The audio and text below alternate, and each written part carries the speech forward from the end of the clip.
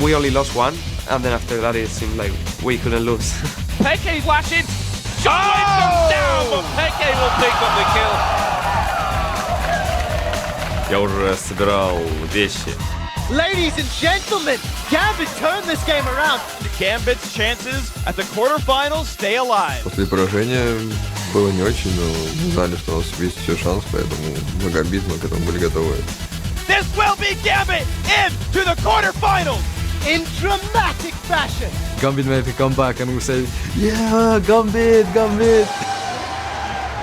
대회 데뷔전이 된 겸에 좀 세계적인 선수를 꺾고 싶은 마음이 좀 큰 것 같아요. Who wins this gets to brag for an entire year. So if we get to beat Fnatic, the #1 seed in Europe, we get to say North America's better until next split. So there's a lot riding on this.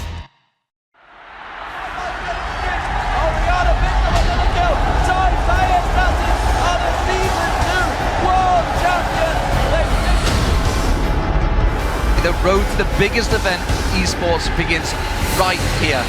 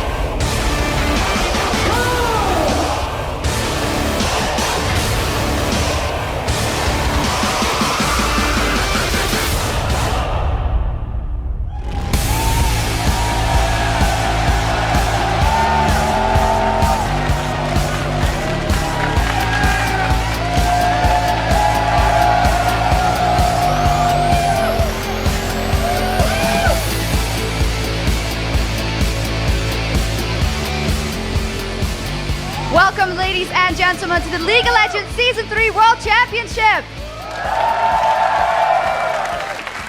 I'm FNC supporter coming to you live from our League of Legends studio here in Los Angeles, California. And after a week of tower dives, Baron steals, and quadra kills, we're down to the final 8 teams.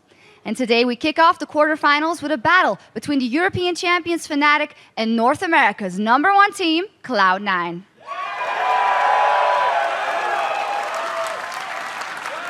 But before we get up to the match, let's send it around the studio, starting with D-Man and Jat over at the caster desk. Thank you very much, Shox. I am indeed Lee Demon-Smith, and alongside me, of course, is Joshua Jat Leesman. And we are going to be casters for today's first best-of-3 quarterfinals matchup, Fnatic versus Cloud9. Yeah, D-Man, Fnatic just dominated their way through the group to earn this spot in the quarterfinals, but now they have to face the most dominant team in the regular season LCS history in Cloud9. This series is unbelievable. It is indeed going to be fantastic. Our first series is just minutes away, ladies and gentlemen. But right now, let's send it up to the interview lounge with Joe. Thanks a lot, Demon. I'm Joe Miller, and throughout today, I'll be talking to the coaches of the quarterfinal teams to get their take on the games. But first, we need to keep this tour moving around the studio and send it over to Quickshot at the analyst desk. Thank you very much, Joe. I am Trevor Quickshot Henry alongside David Freak Turley. And today, from this very desk, we'll be bringing you the replays of the biggest moments, predictions for the games, and of course, tons of analysis. And joining us again for the quarterfinals is our triumvirate of league knowledge, OGN caster Monte Cristo, Evil Genius Crepo, and CLG's Doubler. Before we kick off the quarterfinal round of the Season 3 World Championship, let's take a minute to look back at the most memorable moments from the last week's 41 group stage matches. The final day of the Season 3 World Championship group play got underway with Gambit Gaming versus Fnatic. And it was xPeke's Fizz who carried Fnatic to their 6th win in a row against Gambit, securing their spot in the quarterfinals. Peke's going for this one. He's going to flash in. Shockwave comes down, but Peke will pick up the kill. and they will pick up another win here against Gambit and secure their spot in the playoffs. Brilliant win from Fnatic once again. In a make-or-break game for Vulcan, it was the same old song and dance: lead early, lose late. Zuna now gonna be the focus as he gets exhaust. ManCloud and Smithy are both low at the back. Zuna flashes to the backside as well. So very low on both sides of the table. Are they gonna be able to chase through? Here come Ozone. There's a stun on towards him. Daddy follows around. Samsung Galaxy Ozone finish off the Nexus, finish off Vulcan, and set themselves up for a showdown with Gambit later on in the day. With absolutely nothing to lose for either side, Fnatic and Mineski came out to have some fun. Run for your life! Yeah, Crescendo, you done sOAZ. The Dukes! The Dukes! And despite the loss, Mineski earned themselves some respect from the fans. Another huge game for Vulcan, another huge giveaway when it mattered the most. Baron's still alive in the background. It's hammering onto Vulcan. Stranglethorn throws him up in the air. Baron secures one. Alex secures a second. That's a second kill now for Alexich. And they can go for Baron! Here comes Darian. Blocks some of that damage. He's going to try and lifesteal a little bit off the ward. Baron continues being focused. Alex gets the shutdown kill onto ManCloud. Baron is going to be secured. Ladies and gentlemen, Gambit turned this game around. Gambit's chances at the quarterfinals stay alive. And while Gambit maintain a hold on making it to the playoffs, Vulcan are definitely out. Mineski shook things up once again, but they could not contain Dandy's Evelyn. And Samsung Galaxy Ozone's win triggered a one-game playoff with Gambit Gaming. We do see the first two members of Mineski being dropped. In just 23.5 minutes, Ozone are looking for the last quarterfinal match in their rematch against Gambit. Two teams, one playoff berth. Samsung Galaxy Ozone and Gambit Gaming battled to see who would move on to the quarterfinals and who would go home. And for the second time today, Baron took control of the game. He got it! The question is now, we do see a steal from Dandy. That has been enough, but the question is, at what cost? The first victim of the fight is Dade, as now Genja, full HP. Voidal still alive in the background. We do see Dandy securing a kill onto Diamond Prox. Genja still untouched. Dandy jumps back in. This is a triple kill. Now Genja's the last target. He's doing the best he can to pick up kills. This is an almost ace for Ozone and the Baron. But Gambit would hold off Ozone's final charge, sending them into the quarterfinals. That's a flashball from Diamond! They've got him! They've got Dade! They're on to Lupa! Diamond Prox still alive! Hates spikes going down! And I tell you what, Lupa hates Elite right now! Gambit are rushing for the Nexus! This will be Gambit into the quarterfinals! Ladies and gentlemen, in dramatic fashion, they lose Baron and bounce back. The crowd is cheering and this performance deserves it. With nothing but pride on the line, LemonDogs got their revenge against Team Solo Mid. Zoro follows him straight in there. Equalizer comes in. Reginald just gets melted where he stands. It's going to be Zoro that gets the kill. Tabs doing work on Dyrus. X-Special, the next focus. You do see the crescendo, but it's too little too late. 90 caliber net. Sonya's Hourglass baited in there. Urgent strike through. It's a 7-0-4 for Nuko. It will be LemonDogs closing it out. It's a bit of revenge there for LemonDogs because they absolutely didn't like losing to TSM early on. It only took one small mistake for SK Telecom T1 to take advantage, and the win off of Gaming Gear EU. Lightning Surge will come out. That's going to put a lot of damage down on Bengi. Like you mentioned, he has got it, but Blood Prices on Barrow. Barrow comes in. Faker picks up a kill. SK Telecom will be taking victory here in Game 8 of the day up against Gaming Gear. Only 203 on Gragas, so a very controlled game there by SKT. The LemonDogs had nowhere to hide against the spears and ghouls and poison of OMG. This is a big crazy exchange. The spear and poison combined. Cool manages to pick up the kill. Tabs thought he was so safe over top of that wall. It is a clean victory for OMG, keeping their perfect record intact. Doing some very crazy things that we have not seen in competitive League of Legends, and then making it work against a top team from another region. That's one of the most impressive ways to kind of send a message to the rest of the world here. In their final match on the world stage, TSM showed why they are the fan favorites. All right, we warned you. Yep, there it is. That gets a bit of a standing ovation from the Teemo lovers. Oh man, right on top of him. He's got to be running out of oxygen. He's going to come out soon. Oh, the flash flame, but they go for Sona. Some of the lowest HP in the beginning of the game. Right to get first blood for Reginald, but he goes down valiantly. Teemo could not save the day, and Gaming Gear picked up their first win in their last game of Season 3. Gaming Gear picking up the W. in this last matchup versus Team Solo Mid in the group stage. The two giants of Group A faced off in the last match before the quarterfinals. Now we gotta remember that Cool's been getting the blue buffs. Faker's going in on this without the blue. Cool now to answer. What? There it is! Back into the Cool fight. gets the outplay! The true shot barrage. No one saw that coming. Out of nowhere, SK Telecom T1 would explode to take an inhibitor and the win. The lockup, the knockdown, the takedown. Bengi gets the kill there. Side going in. Way too close. The exhaust is there, but it's not going to be enough. They are going to fall one after the other in the I think I can mentality. But I think I can. They really can. SKT can. They're going 3 turns in a row and another kill. Inhibitor turn in 12 minutes. SKT will put a tarnish on OMG's record in the group stage with this win. That video just gave me goosebumps. And I think to pick a single highlight from the entire week is impossible, but that SKT just turn on at 12 minutes was crazy. They just kept going. Every single skill shot landed, the charms, the cocoons. Scary team, obviously. 6 kills, 3,000 inhibitor. Yeah. Anyways, guys, after an incredible week of games in the group stage, today we kick off the quarterfinal round. Let's take a look at the full tournament bracket. In the top half of the bracket, it is the #1 seed from the Southeast Asia and Taiwan region, the Gamma Bears. They will be taking on Korea's SK Telecom T1. And in the second quarterfinal matchup, it's Korea's top seed, Najin Black Sword, facing off against Gambit Europe. And of course, in the bottom half of the bracket, it's China's top team Royal Club battling their regional rival OMG. And in our first matchup today, though, is North America's #1 seed Cloud9 facing the European champions Fnatic. I thought I just gave them to Gambit Europe. Anyways, guys, these matchups are going to be amazing. Let's take a quick look at them all, starting with the very top of the bracket, the one I didn't get wrong. Gamma Bears versus SK Telecom T1. Monty, what's your take on this game? I mean, we still don't know a lot about two teams, which are Najin Blacksword and the Gamma Bears. I think they've got a really tough road. Can they do it? I'm not sure. I think SK Telecom's the favorite, but you never know. They may have a secret strategy prepared. I'm really excited for that match. Yeah, I'm definitely looking forward to that game. And of course, the winner of that game will head to the semifinals where they will meet the team that makes it out of the battle between Gambit Europe and Najin Black Sword. Doublelift, what do you think about this matchup? Gambit has shown that they can clutch it out when it really matters. But it's hard to say how this matchup is going to go because there's such little information. It's almost impossible to scout Najin Blacksword right now because they haven't competed in champions or they did last season, but they lost that in groups. Well, also, it's interesting, too, because there was an interview done with Alex Ich where before the draw where they said, what team do you not want to face? And he said, Blacksword, because we have no idea what they're doing in this tournament in terms of like their strategy and preparation and how do you get a read on these guys. So. Yeah, even more difficult to note, they do have those 2 mid laners here with them, so they can swap that out at any time. Makes it even more difficult.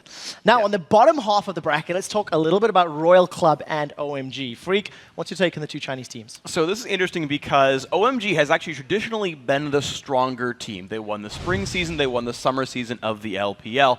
But of course, in the actual regional, Royal Club got the better of those two teams. Now, also, these two teams are very, very aggressive, and so you're going to have a lot of action, but OMG's just kind of been more consistent, so it's going to be a bit of a difference, but a bit of a similarity as well. Definitely going to be fun to watch that one. Loads of kills, I'm sure. And that, of course, brings us to today's first quarterfinal matchup, Fnatic versus Cloud9. Crepo, what do you think of this game? I think it's really important for Fnatic that they're coming out of groups with a lot of momentum, a lot of confidence. But speaking to Cloud9, they showed a lot of confidence as well. So both teams are really ready for it. We'll have to see who brings out the most. Well, coming into the tournament completely cold is a really big disadvantage because Fnatic has played 8 matches in the same place that they're going to play today in the quarterfinals. I mean, they're just so warmed up, they're so ready, they're used to the setups, which is really important.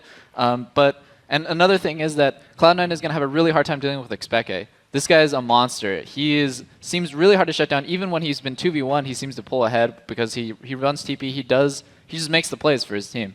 Yeah, it's been interesting to talk to both teams as well. Fnatic came into this, and they've been very measured, very deliberate, very thoughtful throughout the entire tournament in my conversations with them. And Crepo and I were talking to Cloud9, and they seem very confident going into this. But I actually, from our conversations, wonder if they're a little bit overconfident. I think they're really treading that line in terms of their attitude right now.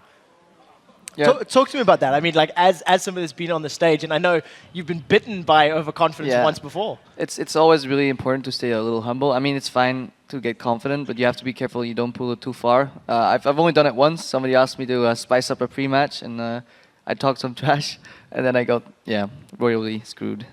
What match was that? That was a match against Gambit in Poland, and I made a little stab at Edward, and then Edward showed me the ropes for that one. Henceforth, I'm never ever trash talking again.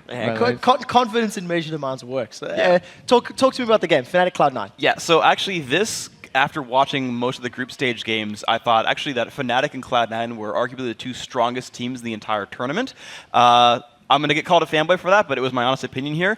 But the thing is, I feel like Fnatic has an edge because they've got so much international experience. They played in Season 1. They won the whole thing. They've played a bunch of teams here. Whereas Cloud9, they're just largely untested. They might just be amazing and still come out strong, but not having fought Fnatic, that's a difficulty. Yeah, being able to execute what you've theorized off the Rift is where it's going to matter now for Cloud9. Yeah. Guys, last week we had you all try to predict the winners of all 40 group stage games, and I have to say you actually did very, very well. I was expecting worse, but not good enough to beat the viewers. Let's take a look at the analyst desk standings. As we mentioned already, in first place it is the viewers. Congratulations for besting our experts. In second place it is Monte Cristo. And tied for third, it's the rest of you guys. And let's be fair, there is only 2 games between everybody, so I think we're all pretty good at this. Yeah. Big grin for Monty. All kidding aside, the race for first place amongst you is incredibly tight, and with only 7 more predictions remaining until the champions hoist that Summoners Cup, every choice is critical, especially now that every match is worth up to 2 points for this quarterfinal series. So it's time to get your predictions in for the winner of the very first game. Crep, I want to start with you. Fnatic or Cloud9, who's going to take it? I'll have to go with Fnatic, partly because I'm repping Europe here, and I just think they've been playing so well. If you would have asked me before the tournament, my vote would have been on Cloud9. But Fnatic really showed in groups that they're getting constantly better and better and better. They're not making the mistakes they were. They've had games where they were behind. They still bounced back from that. They never crumbled under the pressure. And they have this really, really annoying playstyle to play against. And I think their individual laners are going to be really strong against Cloud9. Yeah, I agree with Crepo. I'm going to take Fnatic here as well. Cloud9's a very good team. They've got excellent teamwork, but I think that the laning phase is really going to be problematic, especially with how strong Fnatic's lanes are. And again, I agree with Crepo as well. They've shown the ability to come back. And Cloud9's strength has been in their rotations to take objectives, and it's a lot harder to do that when you're playing against a team like Fnatic that uses teleports so well. So I think they're going to have some bumps. Well, I'm going with Cloud9. I toss and turn on this one so much. Thank you, crowd. Originally, I went with Fnatic, but then I remembered what region I'm from.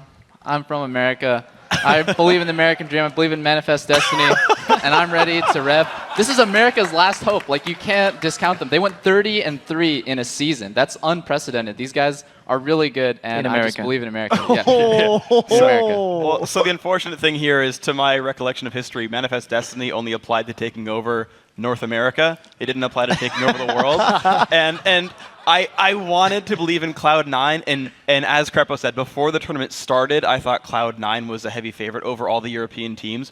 But watching Fnatic play here, they're just so scary right now. I think if Cloud9 wants to win, it's snowballing an early lead and closing the game out in 23 minutes like they did throughout a lot of the NA season.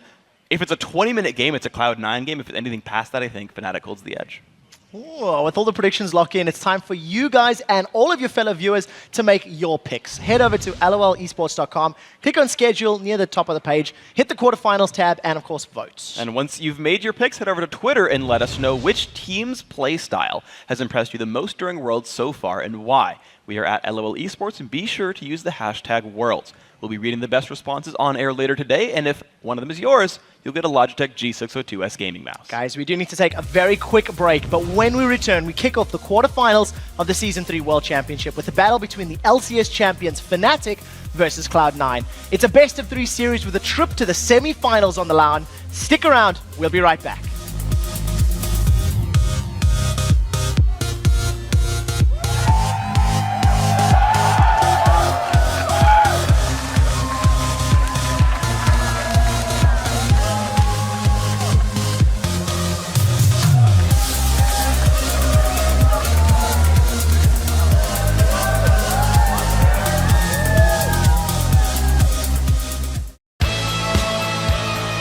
As the only NA team left in Worlds, I guess there's some extra pressure on us because everyone's going to be rooting for us in NA. So it feels good to have all the support, but at the same time, we want to try to make everyone proud. So every region's going to be pretty nationalistic for who they root for.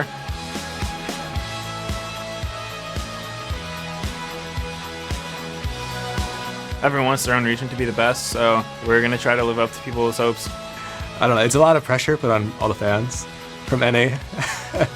We're treating every game the same. We're not going to let that get to our heads or anything like that. The only hope left. While the entirety of North America is looking at us as their greatest hope to doing well at Worlds, I want our team to do well, and if our best isn't enough, then we tried our best, you know? I think it'll mean a lot if we come out strong and I guess end up winning overall. Like that'd mean a lot for NA because we came out of here and just won Worlds. Like that's crazy.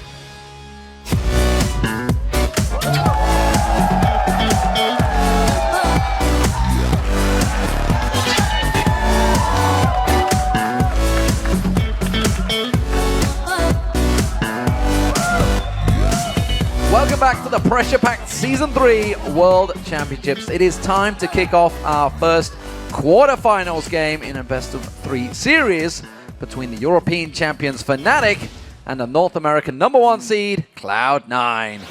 So, before we get started, we're going to send it down to the main stage for an introduction of the starting lineups. Ladies and gentlemen, it's time to introduce the starting lineups for this quarterfinal best-of-3 series between Europe's Fnatic and North America's Cloud9. Starting on the blue side for Game 1 is Fnatic. In the top lane, Europe's 2013 All-Star sOAZ.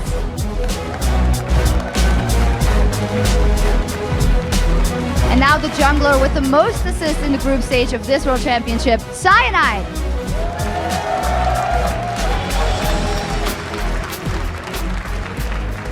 In the mid lane, the European Regional's most valuable player, xPeke. Starting at AD carry, the newest member of Fnatic, Puszu.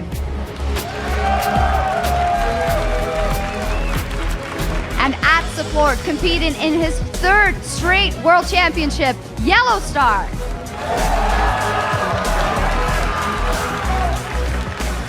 Please give it up one more time for the European champions, Fnatic. Thank you, gentlemen. Please take your positions. Have fun and good luck. You can take your positions. Starting on the red side, it's North America's Cloud9. Please welcome North America's deadliest top laner, Balls. Starting in the jungle, the LCS record holder for the highest KDA in a single split, Meteos.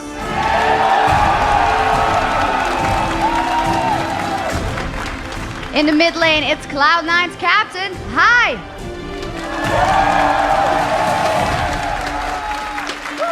And now the North American AD carry with the highest KDA for the summer split, Sneaky.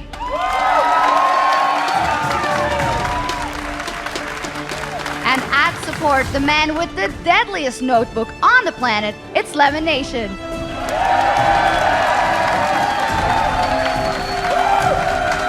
Let's hear it one more time for the North American champions, Cloud9.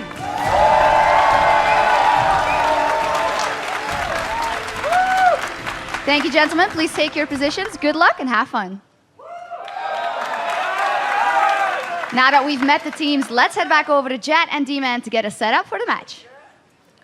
Thank you very much, Shox. And now let's get things underway. 2 teams coming into this one. The European champions, Fnatic, who had to fight their way out of the last week's group stage. Yeah, and let's be honest, Fnatic looked amazing last week. After they lost their first game in the group stage to Vulcan, they won 7 games in a row to take first place in that group. And you know, a lot of it was because their unique style of play and unpredictable rotations caught a lot of teams off guard, and it ended up leading to the Fnatic-style teamfights where they get sOAZ and Peke in the back, flanking down the enemy AD carries and just killing them off. And obviously, leading the way is xPeke. He led everyone in both groups, in both kills and gold permanent. He was the MVP of the European Regionals and continued putting up huge numbers while playing against mid laners like Alexic and ManCloud. It was impressive. Yeah, I think that 17-1-3 game maybe helped out quite a bit. He had there. a couple of those, I feel like. He was just off the charts. He had some crazy, crazy scores. And now, of course, the European MVP and Fnatic, well, they're going to go up against the most dominant LCS team we have ever seen, and North America's Cloud9.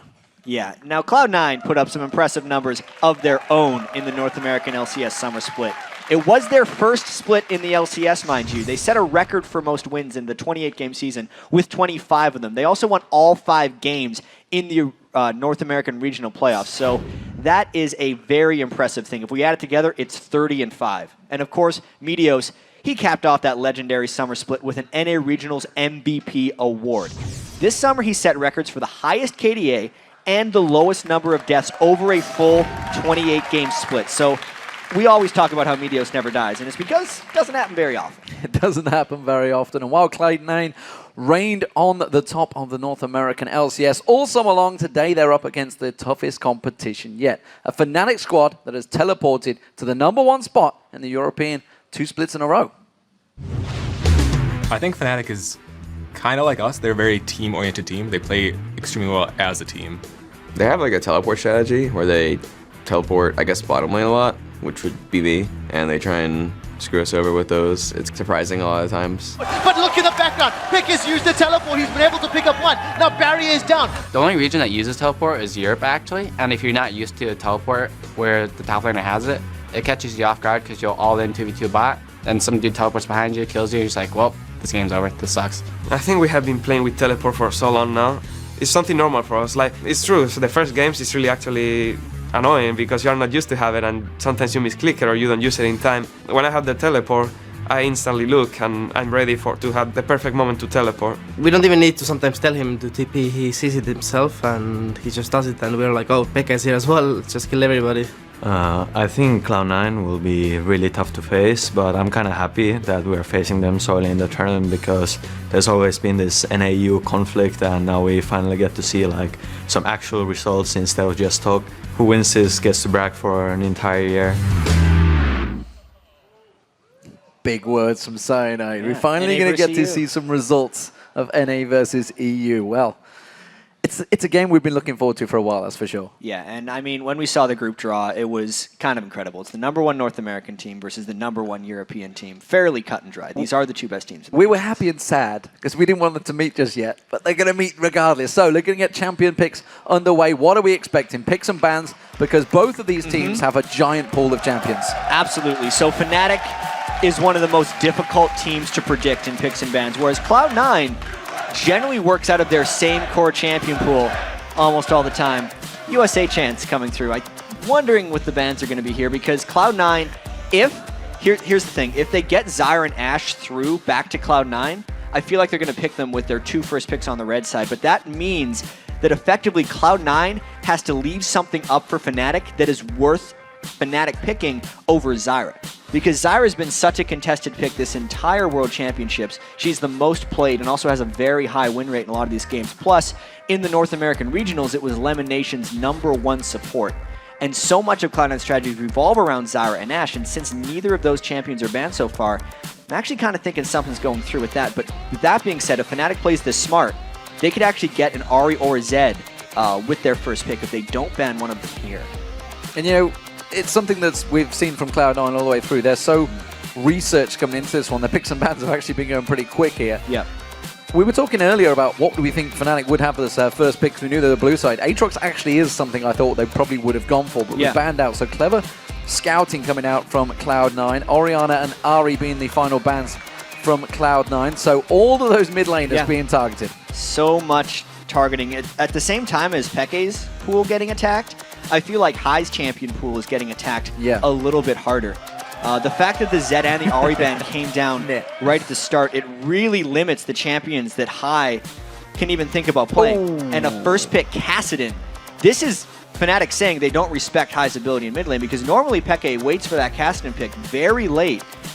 Oftentimes the European metagame later on in the season started evolving to last picking your mid, but Fnatic just going right away with Kassadin, who they've won so many games with, and saying there's enough mids banned that they're not fearing anything from Cloud9. Kassadin had become a standard ban in Europe throughout the summer because you got Alexic, which we've already seen. We've seen Peke on it. Bjergsen, who is right behind me. There's so many champions in that mid lane that are so strong on Kassadin, so I'm no surprise that. It's definitely slowed things down. What do we think, though? Do we think we're going to see the Zyra-Ashe combo?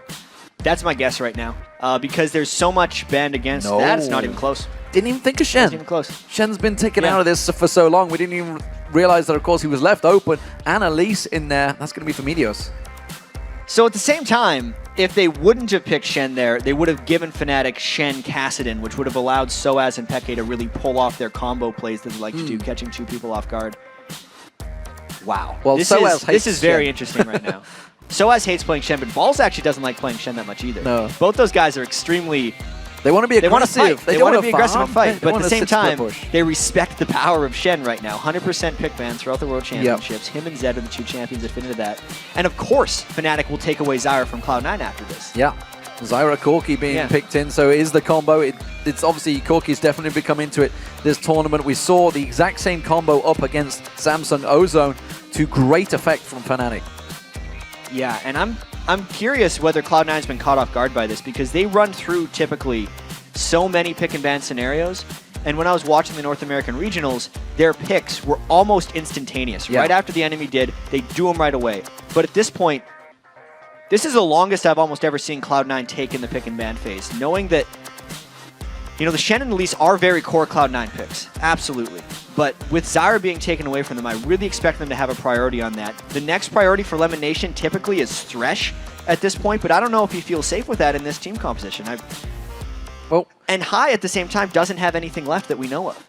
We talked about the experience, obviously, in the pre-show, the analysis, guys. We're talking about how experienced they are. This is Cloud9's biggest ever game, whereas Fnatic, they're the Season 1 champions. Yeah. Gragas and Sona, though, getting selected for Cloud9. Took a lot of deliberation over that one.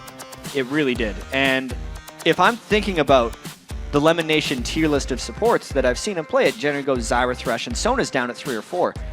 So them picking it here and then picking Gragas, which is... High's never played Gragas here in competitive as far as I know. They're a little bit off their game, where if we look at Fnatic, their picks are very Fnatic-esque right now. They could still go with pretty much whatever they want. Maybe they could go York in the top lane, just to please you. It is something that sOAZ has played in the past. A couple of his champions have been taken away as well. It's the one game they lost. They picked Yorick. And I've already talked to sOAZ about it, and he was like, no, it was not Yorick. But instead, everybody else was like, no, it really was. But we could see sOAZ going with Lissandra in the top lane. It's a champion he's played a number of times. Cyanide certainly on Jarvan, very comfortable champion. So this could be all-round very comfortable picks for Fnatic, and it is. Fnatic's picked their pretty standard double AP composition with a Jarvan jungle. This is going to allow them to play their play style. They have 2 effective roaming assassins right there, or type of roaming assassins. Peke and sOAZ both on AP. Peke is going to be teleport Kassadin. All the things we talked about for Fnatic that they were so successful on in group stage are coming up right here against Cloud9. I mean, if Cloud9's ready for it, then they're going to be ready for it, because this is exactly what Fnatic loves playing the most. Well, and the question is whether Cloud9 have pulled something out, whether this is a secret strategy they've been working on just for this matchup, because sometimes they backfire quite horribly. Oftentimes. I mean, we got to keep in mind, Cloud9 only lost 3 games. Yes. Since they joined the LCS, North America, including the playoffs. In North America, Fnatic lost a heck of a lot more over in Europe as well. They did. So it's been a wide open thing. We do not know what's going to happen in this game. I look at the Cloud9 composition. Everything is standard except for the Gragas. It's a complete unknown for High. Well, as we wait for the game to start, let's check out what you guys at home think is going to be the first team to win their way into the semi-finals. According to LolEsports.com, 55% of you believe in apple pie. It is Cloud9 winning the vote. Yeah, I mean, I can't say I'm too surprised. A lot of the Cloud9 fans are really hoping right now against Fnatic. And the vote definitely reflects most feelings on this game, because even though we had analysts going 3-1, a lot of the other people backstage were saying Cloud9. There's a lot of nationalism riding on this game as well, because pretty much anyone I talk to that is from the European region says Fnatic. Well, you've got USA chance, so what do you expect? We are in America after all, so not surprising that Cloud9 are the favorites. It does surprise me that obviously the European fans will be wide awake. It's 9 o'clock in mainland Europe right now, so you guys all at home haven't been voting strong enough. The North America have been kicking your ass online, it seems. Let's see whether they can do it on the Rift. That's the question. What do we think here, Jack? Coming into this game, we've seen Fnatic with a comfortable setup, a comfortable lineup. Cloud9 changing, adjusting, coming into their biggest ever game of their lives. Well, here's the huge thing. Fnatic's actually went with the double teleport in both of their solo lanes, which for Cloud9 might actually work to Cloud9's benefit if they can avoid getting the teleport kills, because Meteos' style as a jungler is heavy farming. And in order to play that style without it backfiring, your lanes need to be able to hold their own. The fact that Cloud9's lanes are both laning against people with teleport means that they are put in a more advantageous situation in the laning phase alone. And Cloud9 excels by forcing mid-game teamfights in most of their victories. If they can actually force a mid-game 5v5 near Fnatic, once again, those teleports won't be coming into play. So really, I think the early and mid-game is going to hinge completely on Fnatic's use of teleport and whether or not Cloud9 can avoid those surprise attacks. Well, we'll see how it works out with that double teleport combination. Fnatic certainly going to be mobile around that map. sOAZ getting down, and Cloud9 going for this blue buff invade. They're a little bit early, so whether it's just going to be a ward plant or whether they're going to stick around. YellOwStAR just off to the side there. Got to be careful he doesn't get caught out. Just managed to get caught with a volley. He's kind of pinned out of position now. They see him. They know that he's pinned. They're going to force his flash here, surely. This is YellOwStAR putting himself in a bad situation early on in the game. Cloud9 just brute forcing their way in there. Yes, they had the threat of the ball's taunt, but really YellOwStAR just took a wrong turn. Absolutely, completely caught out. So, flash down. Expect to see Meteos maybe making a return to his lane to see if he can pick himself up an easy plant on that bottom. Cyanide and sOAZ lay in wait, and look at this. Cloud9 are not done yet. They're making a return attack, but this time they don't have everybody.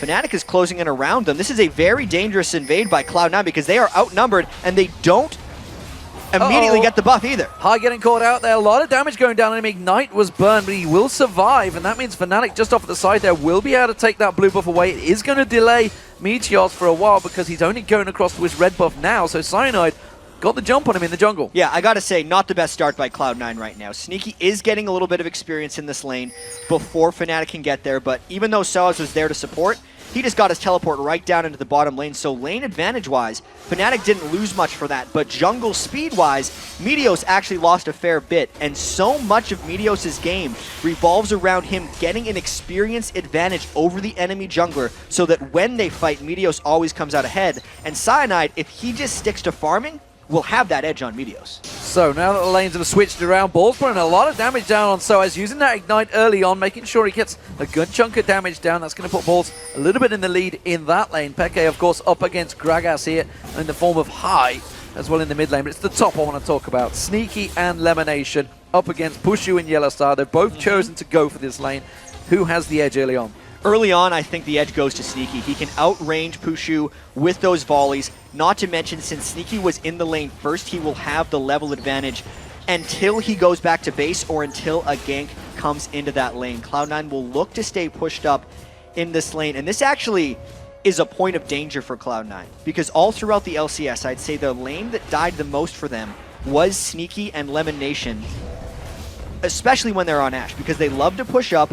And generally, LemonNation does not pink ward very frequently, so they're almost drawing attention to themselves to get killed or to draw pressure up there. And knowing that Fnatic is with a double teleport and knowing they love to go and make plays like that, I see that as a large vulnerability right now for Cloud9 in that lane. Well, we did see High going back very early on here. You can see he's obviously fell behind in that CS because he did that, because he wanted to get that ward placement just down there, along with that Fairy Charm he picked up. So missing out a bit just to make sure that ward, it's a very important ward for him. He doesn't want to get ganked by Cyanide. And I think this is the mismatch in this matchup between High and xPeke. Knowing that xPeke would just first pick a Kassadin into anything High has to offer, High pulling out the Gragas, but then having to burn his flash at level 1 is not beneficial. Aggression coming out in the top lane. YellOwStAR trying to get those grasping roots down. Not working out for him. No flashes were burnt from Cloud9. They've still got all those summoners, and it does mean that Cyanide effectively in that top, maybe wasting his time. He's sticking around still. That's the moment where Meteos is just going to immediately go to trying to steal away Cyanide's experience in the jungle. A failed gank in the top lane. Cyanide was not creative with that. They were banking entirely on YellOwStAR's ability to land a grasping roots, and Cloud9 was actually keeping their distance there. So a successful counter jungle and gank avoidance by Cloud9 up top and in the jungle. Peke missing some serious farm there. Missed out on the siege minion as well. So missing a lot of gold and actually very low on mana. Meteos gone unseen so far on sOAZ. He is very deep. He's got a good escape. Though. Shadow Dash Storm was already used there. He might be able to slide away from this one. There he goes. The repel will follow from Meteos, but I don't think they've got enough damage on this one. The Cocoon comes in. Has he got enough burst? That's the question. He may do, but not going to happen.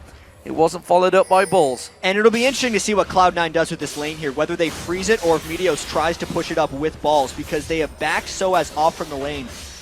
And it does look like they're going to push up. Cloud9 shares experience almost more than any other team when Meteos is in the game.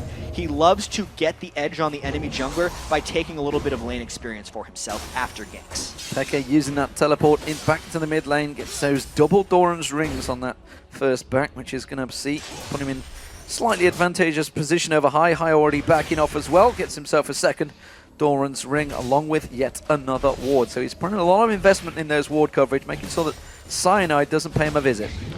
And we mentioned earlier the potential early threat of the Fnatic teleports into lane, but as of yet, they have used both of their teleports only to return to their respective lanes. So at the moment, if Cloud9 is tracking the teleports properly, they will know that Sneaky and LemonNation have no immediate fear of a teleport gank coming into their lanes. But Lissandra's teleport with sOAZ will be up soon, and I actually feel like at this point in the game, that's the more lethal of the teleports. So the AD carries have had their first backs, and we have a difference finally coming out. Sneaky going for a pickaxe. Yeah, I think he's just trying to get that little edge on Puszu as far as trading damage, and also Sneaky can choose in this game whether he goes, I've seen him do triple Thorns or I've seen him rush an Infinity Edge. It really depends on how safe he feels in the current environment of the game. I'm actually surprised he went with the pickaxe in this situation because there's going to be so much damage diving on him, especially with the way Fnatic loves to dogpile. Uh-oh, this is going to be LemonNation getting caught out. First blood will come in, and it is going to be an easy execution by Fnatic. Yeah, and that's Fnatic just using the positioning smartly for them. They knew that Cloud9 had ran out of wards in the area, and they caught LemonNation in a rotation to try and get those wards down.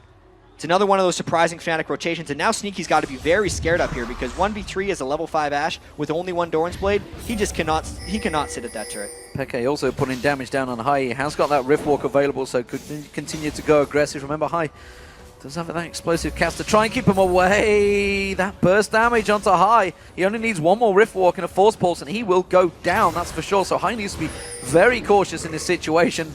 Obviously, that is why we're sticking that camera on him right now. Despite the fact it was a 3v1 in the jungle, we see Meteos. He's got a visitor. It is Cyanide. There's a pink ward there, though. So Cyanide trying to get the steal. Not going to happen. So you can actually see, at least as far as Meteos and Cyanide go, that Meteos is pulling an advantage over Cyanide. But I have to say Cyanide has done more for his team overall. The amount of pressure that Cyanide was able to put on that top lane just by catching LemonNation in that one gank path is the difference in this game as far as gold is concerned.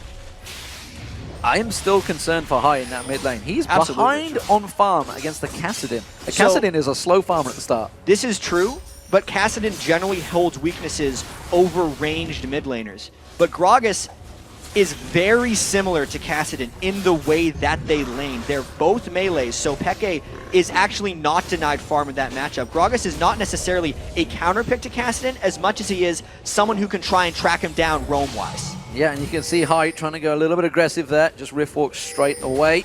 Wasn't going for the kill, I don't feel that. Didn't use that Ignite, had no reason to go for it, simply just shoving him out of lane, which is exactly what he's doing, making sure Peke loses as much farm as possible. Lane switch is also coming in. We see sOAZ. Yeah, the reason that High went into the turret to harass Peke back there is because Cloud9 wanted to go for the Dragon, but they do have to fear the teleport of sOAZ. They would still outnumber them. Depends how fast they can get this Dragon out and whether they can secure the smite. We're going to see Cyanide sliding in there, and wisely meets Cloud9 do back off the Ashe Arrow, catching onto a stun chain! Locked up, stunned up, and now YellOwStAR's in trouble as well. Puszu trying to escape. Coming round the backside is High, so he's going to keep this chasing on this one. He's gone for YellOwStAR instead, but really they could have focused on Puszu and kept him focused down. Cloud9 and Meteos specifically knew exactly how much damage he could burst on the Dragon. The team was laser focused in when they stopped damaging the Dragon. They waited for Cyanide to come in, they waited on the cooldown of Meteos' bite, they spiked them together, and then they chained their CC well, because Cyanide was planning on going in for the steal and flashing out, but they hit him with an arrow into a cocoon, and it bursted him down. That was brilliant play by Cloud9 at Dragon. So let's have a look across the board. What is happening? sOAZ and Balls in this top lane. Balls gone for that magic resist, as you would expect with the Negatron Slope. He's up against Lissandra in lane. sOAZ himself went for the double Dorans and an Amptoman. Puszu and YellOwStAR, they've had a fairly relaxing time of it. We do see Sneaky heading, just edging him out in terms of farm, 76 to 69. Also got that assist, which puts him 20 gold ahead. It's not a great deal over that kill that Puszu had. And the lanes haven't been getting pushed that much either. These teams are really trying to trade farm as much as possible, and if we keep tracking the builds from Cloud9, magic resist is absolutely paramount, because if we look at Fnatic, not only do they have a double AP as far as their solo lanes are concerned, but Corki does more magic damage to champions than physical damage in pretty much every game he is involved in. So with the early Chalice of Harmony from High and the early Negatron Cloak from Balls most likely going into a Spirit Visage, there could be a large amount of defense that Fnatic has trouble blowing through if Cloud9 can pull a bit of an edge. Well, Pushu's got to be a little bit careful here, getting caught out by the slow arrows. LemonNation keeping pressure on him as well. Just getting a little bit greedy there, I feel, Puszu, trying to get some of that extra farm. And Cloud9 never has the best ward control in the bottom lane. LemonNation generally doesn't go for heavy pink wards. And you can tell Cyanide is trying to capitalize on that. He was just there a second ago, but he's backing off because they don't think Cloud9's going to commit, as they are not. Well, instead, Puszu is going to get himself a lot of free farm. He went back and got himself the Phage early on, so Trinity Force will be built by Puszu. And still waiting to see what Sneaky's going to expand that pickaxe into. Whether it's going to be an Infinity Edge coming out early, whether he'll maybe even turn it into a Last Whisper, who knows. xPeke, who waiting for that barrel to explode. He's like, nope, nope, you're not going to steal this experience. I will take the gold. So delicate process between these two, and you can tell how nervous this game is between them. It's just a 1,000 gold difference right now. Both got a killer piece, and still everybody playing really cautiously. Absolutely, and I feel like when people were trying to predict these matchups, the High versus xPeke matchup was the most important. People were thinking xPeke was going to stomp all over High. So far, High is mostly holding his own, but the danger, of course, is xPeke's mid-game Kassadin. When we've seen him on Kassadin, it only takes one good fight for xPeke, and he will just steamroll over the rest of the game. Cloud9 needs to be incredibly cautious not to let that happen. Yeah, they've got to make sure he doesn't start getting those kills going. At the moment, we do see Cloud9 3-manning it down this bottom lane, keeping the pressure on YellOwStAR and Puszu.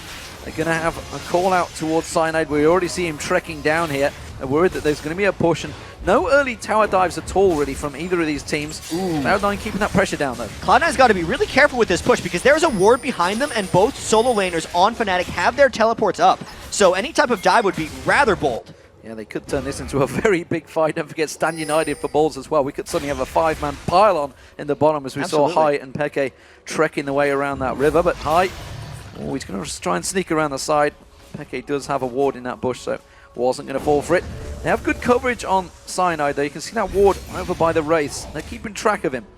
And that's actually a really good thing to mention, D-Man, is the overall tension in this game, knowing that effectively everyone can appear on fights from almost nowhere. Because Balls is Shen, his Stand United can generally join the rest of Cloud9. High, as far as mid laners go, even though he doesn't have teleport, can get around the map almost faster than any other champion with the low cooldown of body slam as he's moving between lanes. So those bottom lane 3v2 pushes can extremely quickly turn into 5v5 brawls. And I think that's one of the reasons these teams are poking at each other so cautiously, because they're almost waiting for the other team to commit 5 so that they can back away and then push the other lanes. This is very rare, actually, that we're 14 minutes into a game with no turrets having fallen.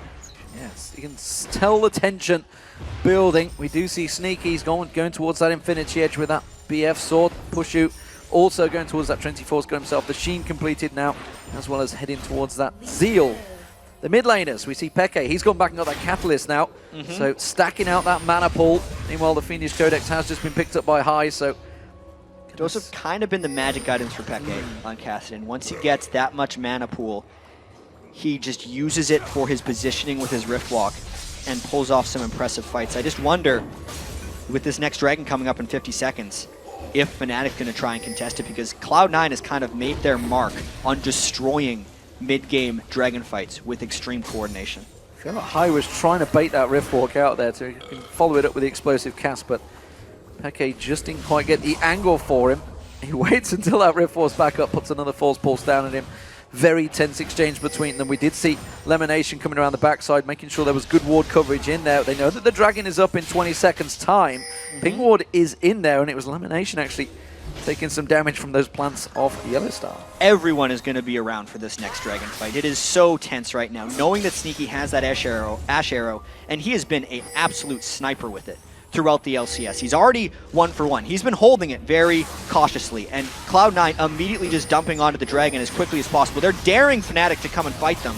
Cloud9 wants this one quickly. We could see another steal attempt and maybe a fight. Cyanide ready and waiting. There's the slide. Held it's off. not quite ready. Got it The again. snipe comes in. LemonNation's taken very low though. Sneaky also off the side. Cyanide going to come in. YellOwStAR does manage to pick up 1 kill. Hai getting focused on. Hai is going to go down to the back there. Puszu still low, but you can see he's putting damage down towards Ball. Cyanide is going to come out of this one. Rift Walk comes up from Peke. Peke goes deep, and it's a little too deep. Meteos will be able to take him down. No! Rift Walk's away! And would you believe it? They do still get Peke down. Ball's taken low, sOAZ may feel fancy this one, but it is very close. It's a 3 for 2 now. They keep it on. A good cocoon on towards sOAZ. Have they got the damage to get on towards him? A shadow dash from Balls will be enough to finish him off. Forces him to get away. The Claw of Doom manages to help him escape.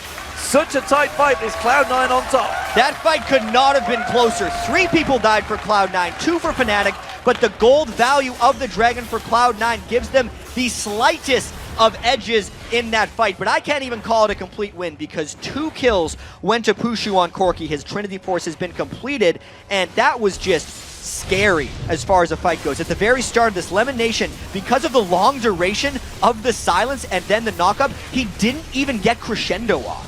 At that point, both these teams actually played this fight very well. Sneaky was not damaged on while Balls was coming in with the Shen ultimate, and Peke waited until the last second. This is so close. Meteos stunned right there, baiting Peke in for the long.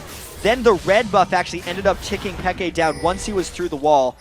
Everything in this fight was extremely back and forth. All at the end, Meteos nearly finished off sOAZ as well if it wasn't for the last second of his Lissandra E cooldown. This is the game living up to the hype to me right now. This is indeed 4-3, and off the back of that fight, a lot of items were completed as well. So as you can see, he's got that Abyssal Scepter. We do just see Source Boots coming out from Peke, so again, keeping that mobility going. Hasn't completed any other items. Trinity Force for Puszu. Infinity Edge not quite ready for Sneaky, but you can see it's pretty much done and dusted. And actually, Cloud9 have switched their lanes around. We see Sneaky and LemonNation now in this mid lane. Meteos just waiting in the wings, and it does look like a rotation from Fnatic here. You can see Puszu and YellOwStAR going up to mid. I think for the most part, xPeke was actually becoming a bit of an issue for Hai, and Cloud9's general playstyle has actually been to have Hai become a bit of a split pusher in the mid game, especially with Gragas, who can clear waves faster. And if someone is going to roam down to try and stop Hai, he's the most likely to be able to escape multiple teleport ganks. So there's a lot of reasons that Cloud9 would have went for a swap like that.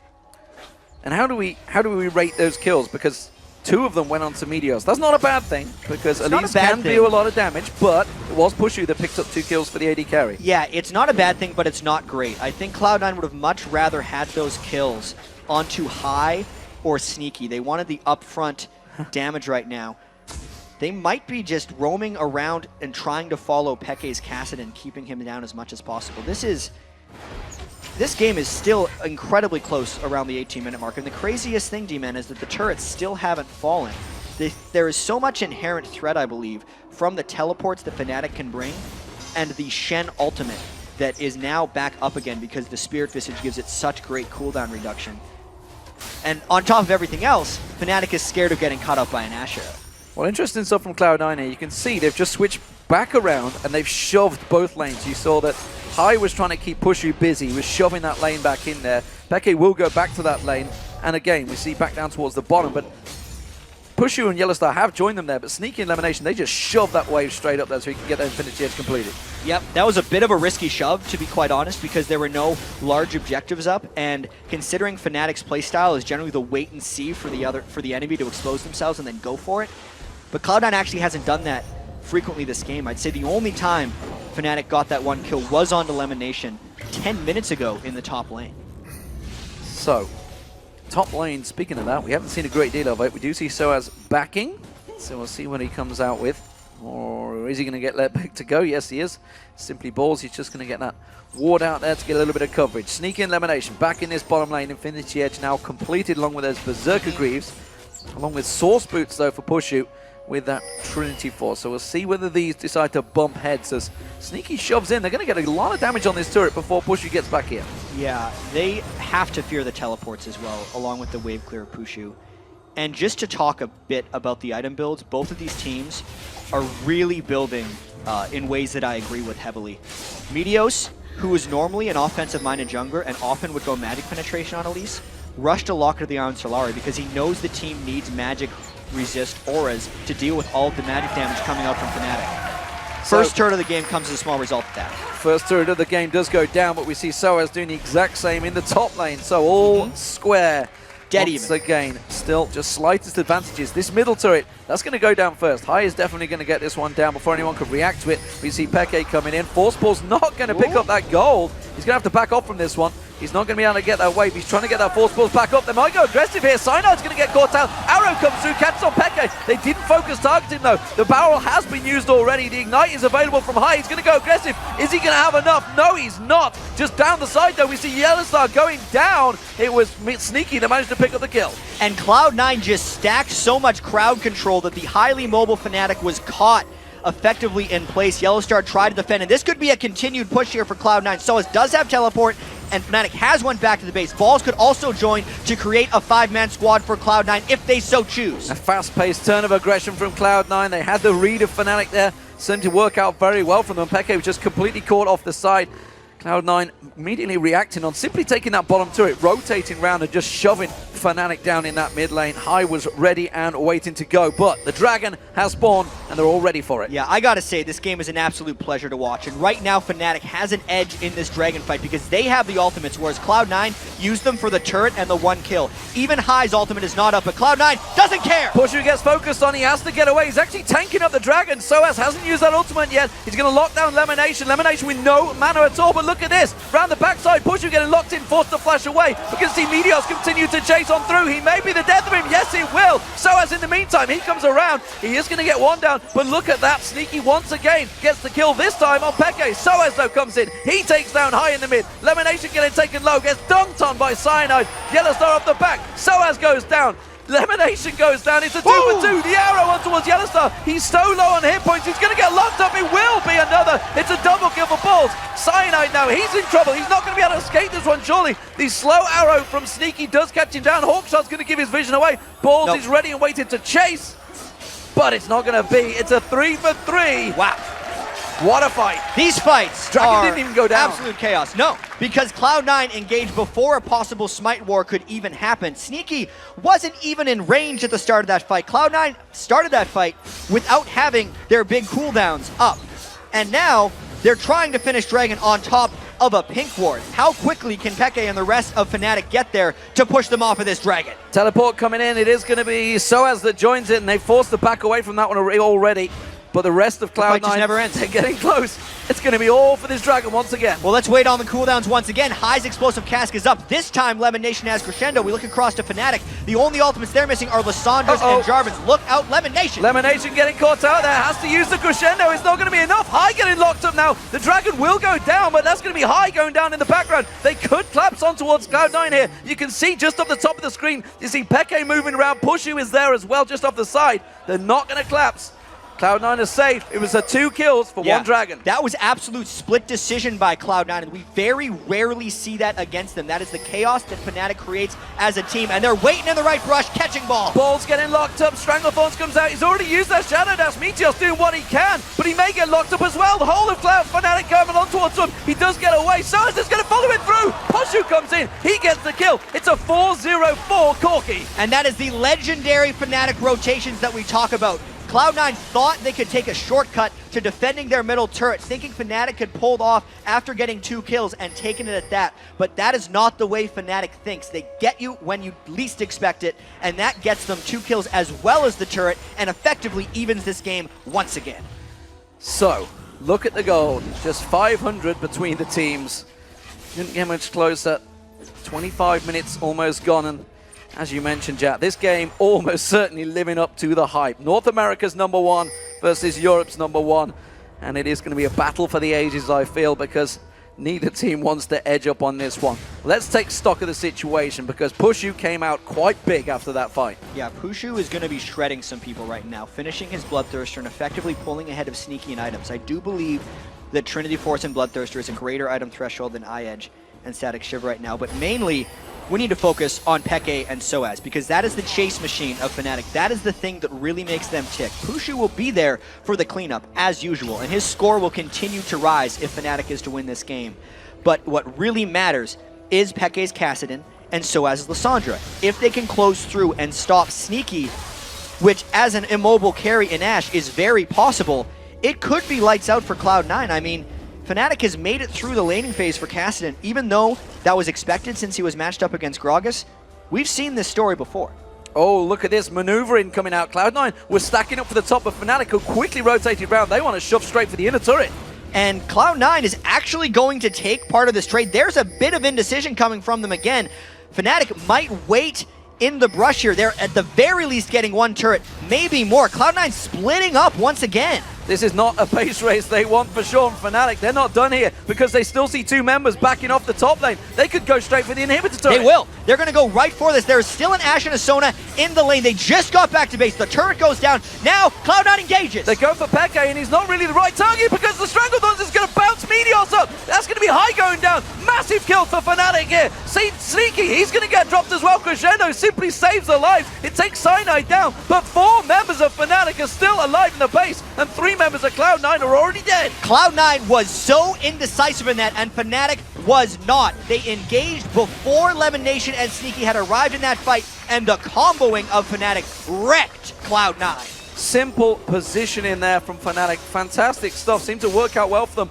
It's edged them ahead in the goal, but let's not get carried away. It's only 1,000 difference. Let's check this. Yeah, the big thing here is High's ultimate did not disperse Fnatic the way they wanted to. At the start of this fight, they wanted the Gragas barrel to disengage so Sneaky could catch up, but by the time Sneaky arrived, half the team was already dead. Peke was completely in chase mode, so was sOAZ, and they were able to just chase down, finish off the people, and get the inhibitor. And we talked about the crowd control link that Cloud9 did on Cyanide there. Check that. That was a grasping route into a Stranglethorn, into sOAZ's ultimate. High and Meteos just could not do anything about that fight. No, despite Meteos' having defense, and this is just Fnatic having control of the map. Peke is actually stacking up his Riftwalk. The next time someone comes through, he's going to get a face full of Kassadin. We want to get that force pulse higher, and I think it's LemonNation that they're looking for. Peke, though, they're going to look closing on towards Meteos. He's going to get locked up. He was doing so well at the start, but it seems that the Fnatic machine, where are you going to go? Is it going to be enough? Stand United is going to come out. They're going to back away from this one. High goes aggressive on towards sOAZ. Has he got the damage? The explosive cast comes out. Oh, force pulse. He's gone too deep. Peke may call himself out here. Cyanide slides in. Peke. Rift walks away, and Cloud9 and Fnatic exchange blows, but nobody goes down. Cloud9 really needed to pick up some kills there, because that was catching Fnatic out of position and landing an Ashe arrow square into the face of xPeke.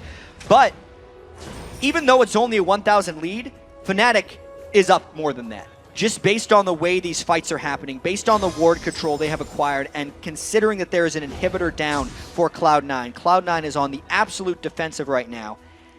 And from what we've seen, Fnatic loves being ahead in these games. Knowing they have the double teleport to completely contain the position of Cloud9 means this lead is a lot more than 1,000 gold.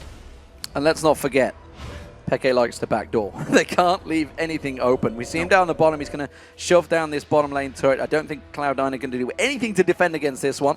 14-8 the kills, 4-3 turrets. That's going to swing to 5-3 in just a moment as Peke keeps on pushing that bottom lane. Dragon will be up in 30 seconds.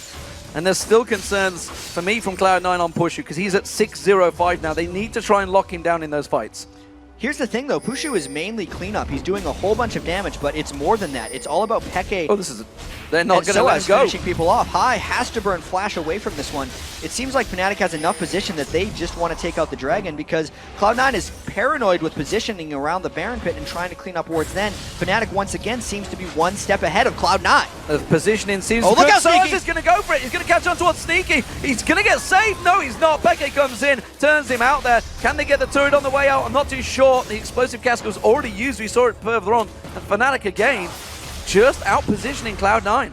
And it's because their champions are positioned to do so. Lysandra and Kassadin are pretty core Fnatic champions as far as being able to teleport right where they want and blow someone up before they have a chance to go back. Sneaky actually burned his flash and his barrier for that, but it did not matter. And this is the fear for Cloud9 when they were against this composition, is if Peke and sOAZ would get to go where they want, there's not a real way of Sneaky dealing with that. Sneaky's still trying to build up armor penetration right now, but he's just dying. Yeah, that last Whisper is getting there slowly but surely. Meanwhile, Banshee's Veil has been completed by Puszu, so he's got a little bit defensive on his third item. We'll see how that works out. Obviously, worried about those arrows potentially coming out from Sneaky. They've certainly been on point. The question is, can the damage now follow up after it? Fnatic have effectively stacked out a lot of damage items. Seraph Embrace just completed by Peke. Rabnar's Death Cap was picked up by Hyde, so he is potential to blow someone up. The question is, can he get that free time on them? Yeah, it would have to be a pretty key combo right now, and knowing that there's actually a bit of magic resist on Fnatic as well, it becomes much more difficult. Wow. Peke's split pushing with teleport as well, and like, there's not a good way right now for Cloud9 to regain position over this Baron buff, just knowing the absolute mobility that Fnatic has right now. Cloud9 did have it for a second, but then Fnatic has caught them in 3v4s, 5v3s, 2v4s, too many times now. And it effectively means that even the 5v5, if Fnatic is down 2 combat spells because they have double teleport, it might not be enough for Cloud9. Let's see how much damage Peke can put down. Not a great deal on balls right now, it seems. He's just managed to lifesteal a lot of that back. sOAZ, though, he's got that Zhonya's Hourglass completed, and I fear that may well spell a certain dive for Fnatic. They're not going to be too afraid to go straight in on Cloud9 the next time they meet. And you can see it's actually Cyanide being so aggressive around that red buff area. He's been looking for a fight around there for some time. Yeah, Fnatic is really just waiting to find their next big opportunity, and I think it's going to come fairly shortly. Cloud9 continues to come in to their jungle and attempt to regain vision control. That is just giving Fnatic multiple opportunities to try and pounce. Peke's now roamed back around to the mid lane. He might be coming in around behind Cloud9. At the very least, Cloud9 is going to have to either give up this outer turret or stand and fight. Well, let's not forget that inhibitor is completely exposed. There's minions on it right now, and Cloud9 realize they're going to have to try and defend this one. They have come around. There's only a couple of hits left on it from Puszu. Be surprised if they stick around on this one. Meteos is up really far. Just off the round, there's the Hawk shot. They realize the danger. Peke does come in, doesn't get the slow. Meteos is going to land back in there. Are they going to go for him? They do lock him down. Stand United has been used. Fnatic are just going to back straight out. There's going to be a good catch on towards Cyanide. He's taking a lot of damage. He may go down from this one, but the rest of Cloud9 have gone a little too deep for it. Meteos is going to get taken down. Balls is the next focus target. sOAZ comes in. Good crescendo from LemonNation. Blows sOAZ in there. Pops that ultimate straight off though. Peke picks up one. Peke going to close in towards LemonNation. He's going to be the next focus target. There it is. The Rift Walk force pulse straight on towards High. Going to be next. Sneaky goes down off the side. Peke's going to roam him in. There's the triple kill. And it's Fnatic cleanup duty. That's an ace. Just destroyed Cloud9 in that one. They got them into the fight because Meteos was honestly trying to pick it, and that is the way both of these teams play. Cloud9 does not let themselves get starved out, and Fnatic knows how to finish. That is surely the game now for Fnatic. Game 1 of the quarterfinals as the Season 3 World Championships will go to Europe's Fnatic. They have struck first blood on North America's Cloud9. This is still a very tight battle, I feel, though, because that game went close for 25 minutes. Yeah, even though this one ended in 33 minutes, it was not because it was one-sided by any means. Cloud9 was going blow for blow with Fnatic for the majority of this game, but in the end, it was those unconventional, almost annoying-looking rotations that Fnatic always is able to pull off. They caught Cloud9 coming towards turrets, trying to defend them again and again, and Cloud9 was not reacting appropriately. Fnatic definitely gets round 1, clearing away. And it's all about the team comps, because simply put, no team in North America has ran Lysandra top lane, Kassadin mid lane. They didn't really know what they're up against, and this is what we talked about right at the start, the international experience. Well, I actually think it's just mainly the teleport experience. It's the European region, which has done very well so far here at the World Championships, having 2 teams expand out of the group stage for them. And they knew already that Cloud9 was going to have a little trouble dealing with the teleport. How about 2, right? But at the same time, the teleports weren't even the things there. It was the threat of the teleports and the positioning in Fog of War. Absolutely. So, That is game one. Let's send it over to Trevor and the guys at the desk to take us through Fnatic's first win. Thank you very much, D-Man, and what a game it was. I want to go all the way back to the picks and bans phase because we discussed it quite immensely. I was personally very surprised by the Kassadin first pick. I actually said the words, they won't first pick Kassadin, and then it got locked in. I was like, that's brave. I was like, I wasn't expecting it. And then following on from there, the picks in specific orders, they stood out for us, but we definitely felt Fnatic had a stronger team comp. What do you think, Monty? I mean, I found the pick and ban phase falling heavily into Fnatic's favor here. I mean, when we see all of the bans that came out, I have to admit I'm a little surprised by the Orianna ban that came from Cloud9. But when banning Ahri themselves, it really opens up that Kassadin pick, and it revealed Hai's weaknesses. He's never played Gragas before in the LCS, and now it comes in this first game.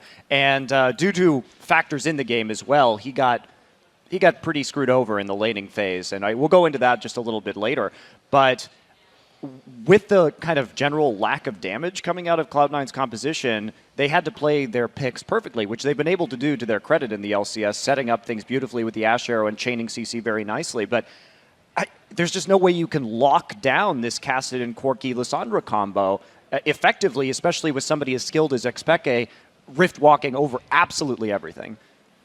The biggest reason that I was so surprised at the Ahri ban is because Peke first picked Kassadin because everything else was out. But in Europe, the mid-meta game actually gives advantage to purple side teams because they always pick their mid lane last, and that's why I'm so surprised that they ban Ahri. Why would you ban Ahri? Because if Fnatic picks Ahri, then Cloud9 just counters with Kassadin.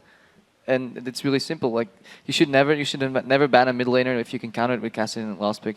Well, let's take this into the game a little bit. And I know that during the course of it, we've seen some unique items. I think LemonNation picked himself up the Doran Shield, the Mana Manipulator. We've seen Corki going Sorcerer Shoes. Double F, what was your thoughts on some of the items? So LemonNation's late sidestone because he rushed Mana Manipulator Doran's Shield for lane is actually just really disrespectful of Fnatic. He almost doesn't care about Cyanide's ganks, and he's just like, if we're going to get teleported on, we're going to get teleported on. It's really surprising that without a Sightstone early, they were able to pick up the first 2 dragons. That's really bold of Cloud9 to just force that without very much vision. And another thing is, I don't like the Sork shoes from Corki at all. Despite Puszu winning, I feel like he needs to make a small adjustment with his choice of boots because he's up against Shen with CC, Elise, Ashe, Sona, and the burst damage from Gragas. If he wasn't so far ahead, after Fnatic turned the game around, he would have just immediately gotten CC'd and bursted as Corki. Banshee's Veil was a really good pickup for him though in the late game. Yep. Yeah. So actually I want to touch on what you talked about, Doublelift, with picking up the dragons and whatnot, because I started paying a lot of attention to what the teams were doing to secure objectives.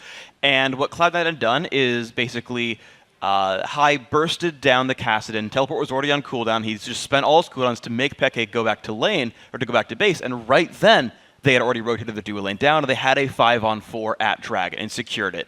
And then the second time around, a very similar situation where they had people isolated on the other side of the map, and Cloud9 got to Dragon first, regardless of ward control. And now I know you'd been talking about differing jungle styles and whatnot. You were alluding to it in the mid lane getting behind. And some of that is Meteos being 3 levels up on Cyanide the entire mid game. You've got 75 more damage on your smite, and he's able to secure buffs a lot better that way. Until they start fighting. That's the biggest difference. It swung around when Fnatic started winning fights, and then Cyanide just got those entire 3 levels back. Let's unpack this a little more, because the jungle style really affected the mid-game play here. And yes, Hai got chunked a bit on Gragas early, so he was already behind. But then Meteos repeatedly taking the blues, taking all that experience, did give him that 10-7 level advantage. But by having the blues on xPeke, he was able to keep ahead of Gragas in farm, and then it really played out, I think, by the time we got to these team fights, where, yes, Meteos was very tanky. Yes, Meteos had the lock at first, but xPeke got enormous. Yeah, I think it's just a difference in styles, though, because you're absolutely right that Peke did a freaking ton this game. But when you look at the 3-3 battle, the second or third dragon, I believe it was, where they went 3 for 3, Meteos more or less carried that fight. Whereas Cyanide got chunked and had to leave, you actually had an extra damage threat on the Cloud9 squad because they more or less donated farm to the junglers. And I think that's a perfectly acceptable and fairly well-utilized style here for Cloud9. I don't want to count it out right now. I want to ask a question as well, talking about the styles and talking about the differences in approaches, because as the game rolled forward, we did see, Fnatic fell a little bit behind, and they clawed it back. They were able to basically make Cloud9 get caught out of position, and then they rush some towers down. Is that more of Cloud9 not being aware of Fnatic's movements, or was that Fnatic making the right moves? It's just really nice to see how Fnatic can capitalize once they get a small lead. They want to, I think, Dragon fight, and then they transitioned from Dragon into mid lane, and they just hit in the brushes, and they caught back up. What you have to note as well is regarding gold in both sides. Yes, Cloud9 could have a gold lead, but Fnatic does so much more with gold. Their damage per gold value is so much higher in this composition. Yeah. Cloud9 entirely relies on CC stacking and then killing them with the limited damage. But if Fnatic ramps up into late game and they get unkillable with that CC train, they just win. Also, it's just so hard to make rotations against Fnatic in general, but especially a Fnatic playing Kassadin, right? Because if you don't have that vision, you have to play scared at all times. So. Well, guys, we do have to jump to a very quick break. When we return, Fnatic will be trying to make it a clean sweep of Cloud9 and teleport into those semifinals. Plus, Fnatic's manager, Harry Wiggett, will join us to talk about his team's impressive first game. Don't go anywhere. League of Legends Season 3 World Championships. We'll be right back.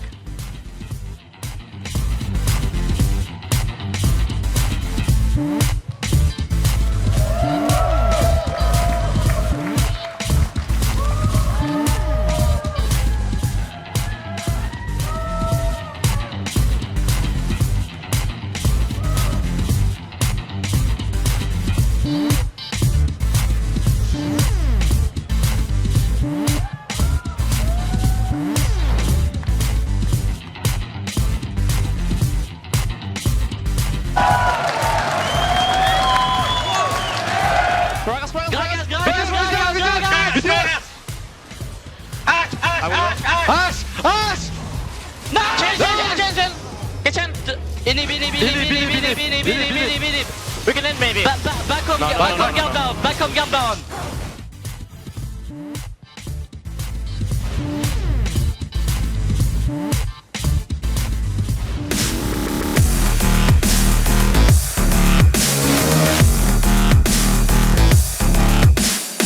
I'm xPeke, and I'm here to take the throne back.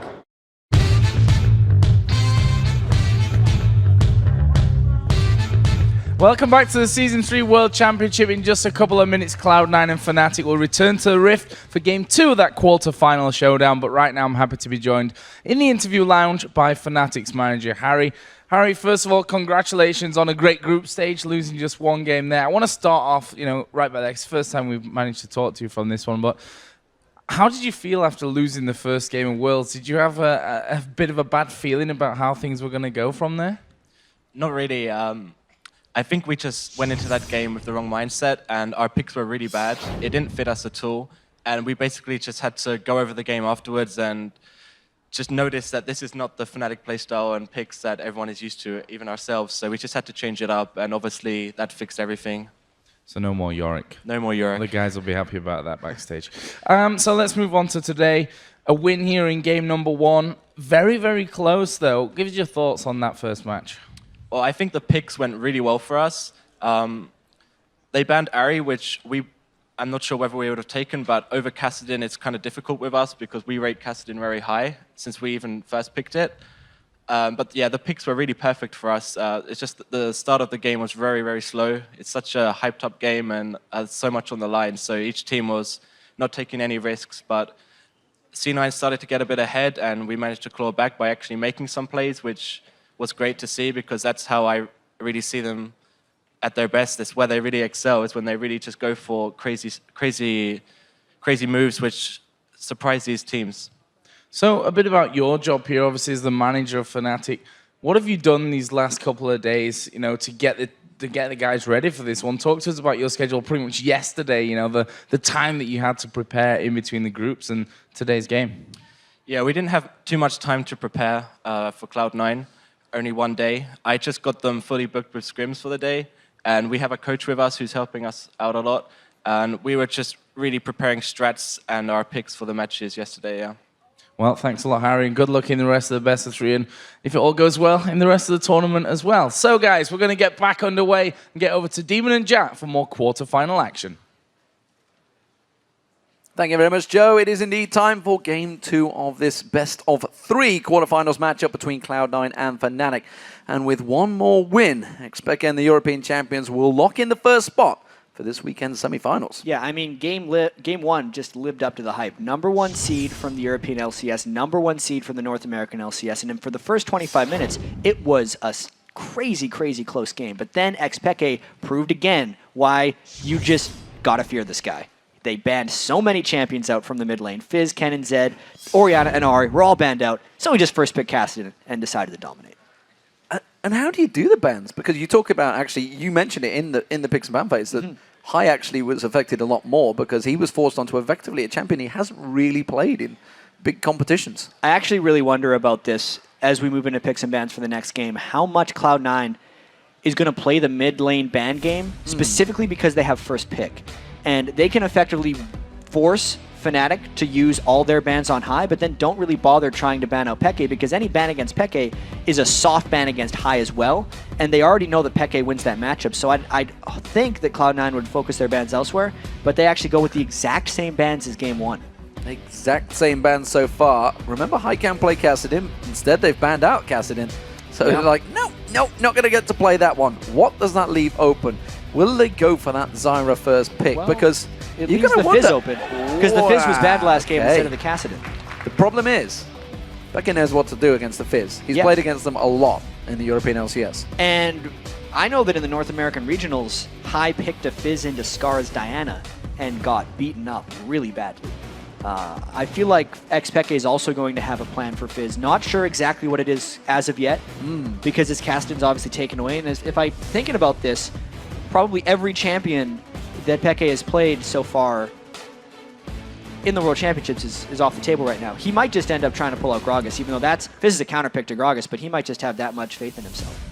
Well, we'll see what he does go That's with. just the mid lane. I think potentially this is going to be Zyra Corki once again, locked in. Absolutely.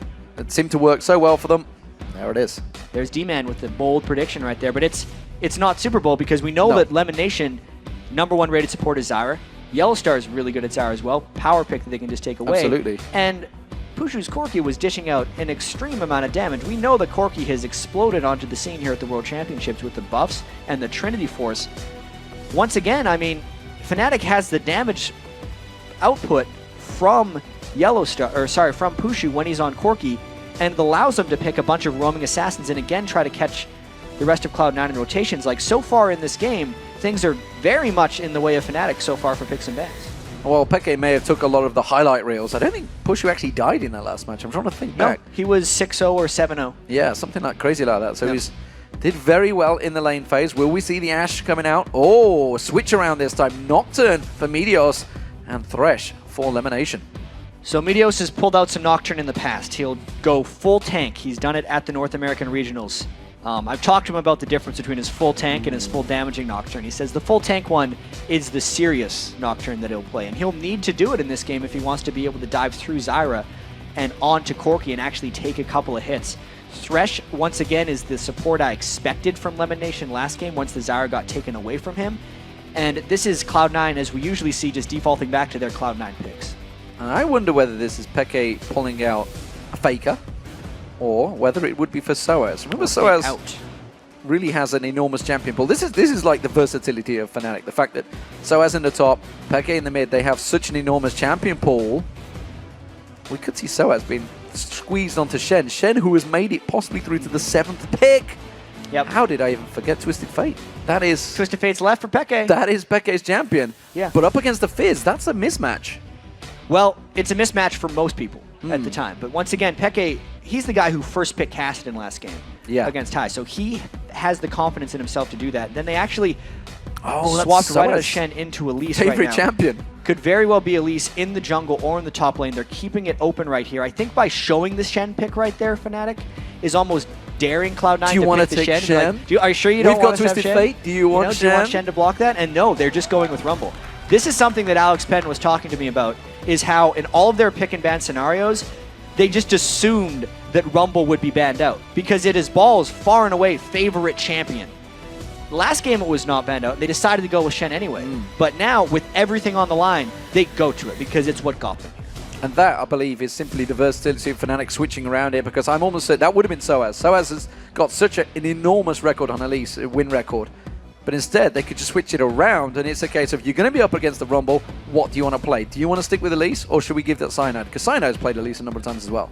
Yeah, they can do almost whatever they want. They have a lot of options open here. They could always go with another Lissandra. They could try to do that. They could do the jungle Elise. He's sitting on Kha'Zix. Why would he be sitting on Kha'Zix if he was going to pick Kha'Zix? He would have just picked it. Nah, he's not picking Kha'Zix. He's trying to get me going. That's what he's trying to do. Yeah. It's not going to happen. I'm not falling for it. They are going to sit on Zac, and Zac will be set. So, Zac's could be, again, this could be mid lane or jungler. I think it's top lane. Especially recently, Zac has mainly been seen in the top lane. That was the immediate trade that they did. Yep. All right, then. So Cloud9 has tried to load more of their crowd control into their bottom lane like usual, and then they're relying on their jungler, top lane, and mid to just do pure damage. Whereas this time, Fnatic actually has a little bit more crowd control than we've seen in the past, but just as much closing ability. This is another composition that Fnatic can play very solidly. It's another Fnatic style. But this time I feel like Cloud9 actually has a couple more tools to deal with it. And again, in my discussions with Fnatic, when I was talking about, I love sOAZ and Peke being on Assassins, it's the flow, and it's a great game to cast when they're roaming around the team, as we just saw in the last match. But in sOAZ's words, says, yeah, but you can't play the same all the time. You've got to switch it up, and that may be what they've done here.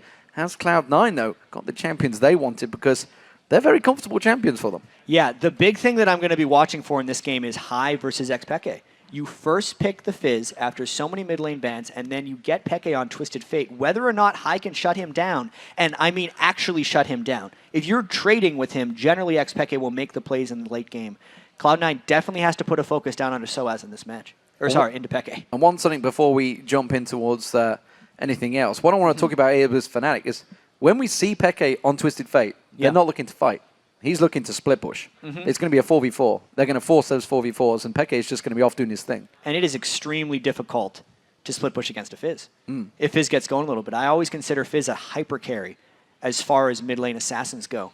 And last game, Cloud9 definitely got outscaled a little bit as they were trading. I don't know if the same will be true in this match. Well, we've seen some fantastic Fizz so far in the tournament here in the Season 3 World Championships live in Los Angeles. We are in Culver Studios. We'll be moving into the Galen for the semi-finals. The question is, which team will be going there? Will it be Fnatic, who are 1-0 up, or will it be Cloud9, the North American champions? Can they make it through? They've got to pick up this win here. They've got to go 2 wins on the bounce.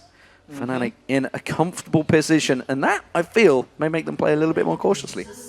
I really wonder if Fnatic is going to let Cloud9 get one back here, because Fnatic is so close right now to moving into the top 4 teams in the world, whereas Cloud9, they're just getting started here at the World Championships. They just played their first game. They lose again, they're out already. This is not a game where Cloud9 has any margin for error, and I wonder, because of how freely Cloud9 has played all year, how they've just seemingly been carefree about all their games, and I think that's one of the big reasons they were so successful. I don't know if you can play like that in a situation like this.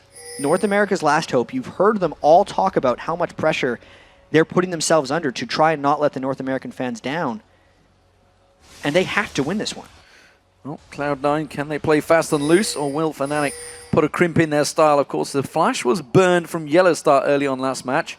This time not going to happen. Ward coverage from Cloud9 getting on towards that red buff. You see Fnatic doing exactly the same thing, passing that ward though in that river. So Cloud9 are well aware of their position with that ward in the bush. Ooh. Looking at a stun card from Peke. Going to throw that one out and high and say, yep, I'm here. You're not going to come this way. No, he's cutting you off. off. The long way around.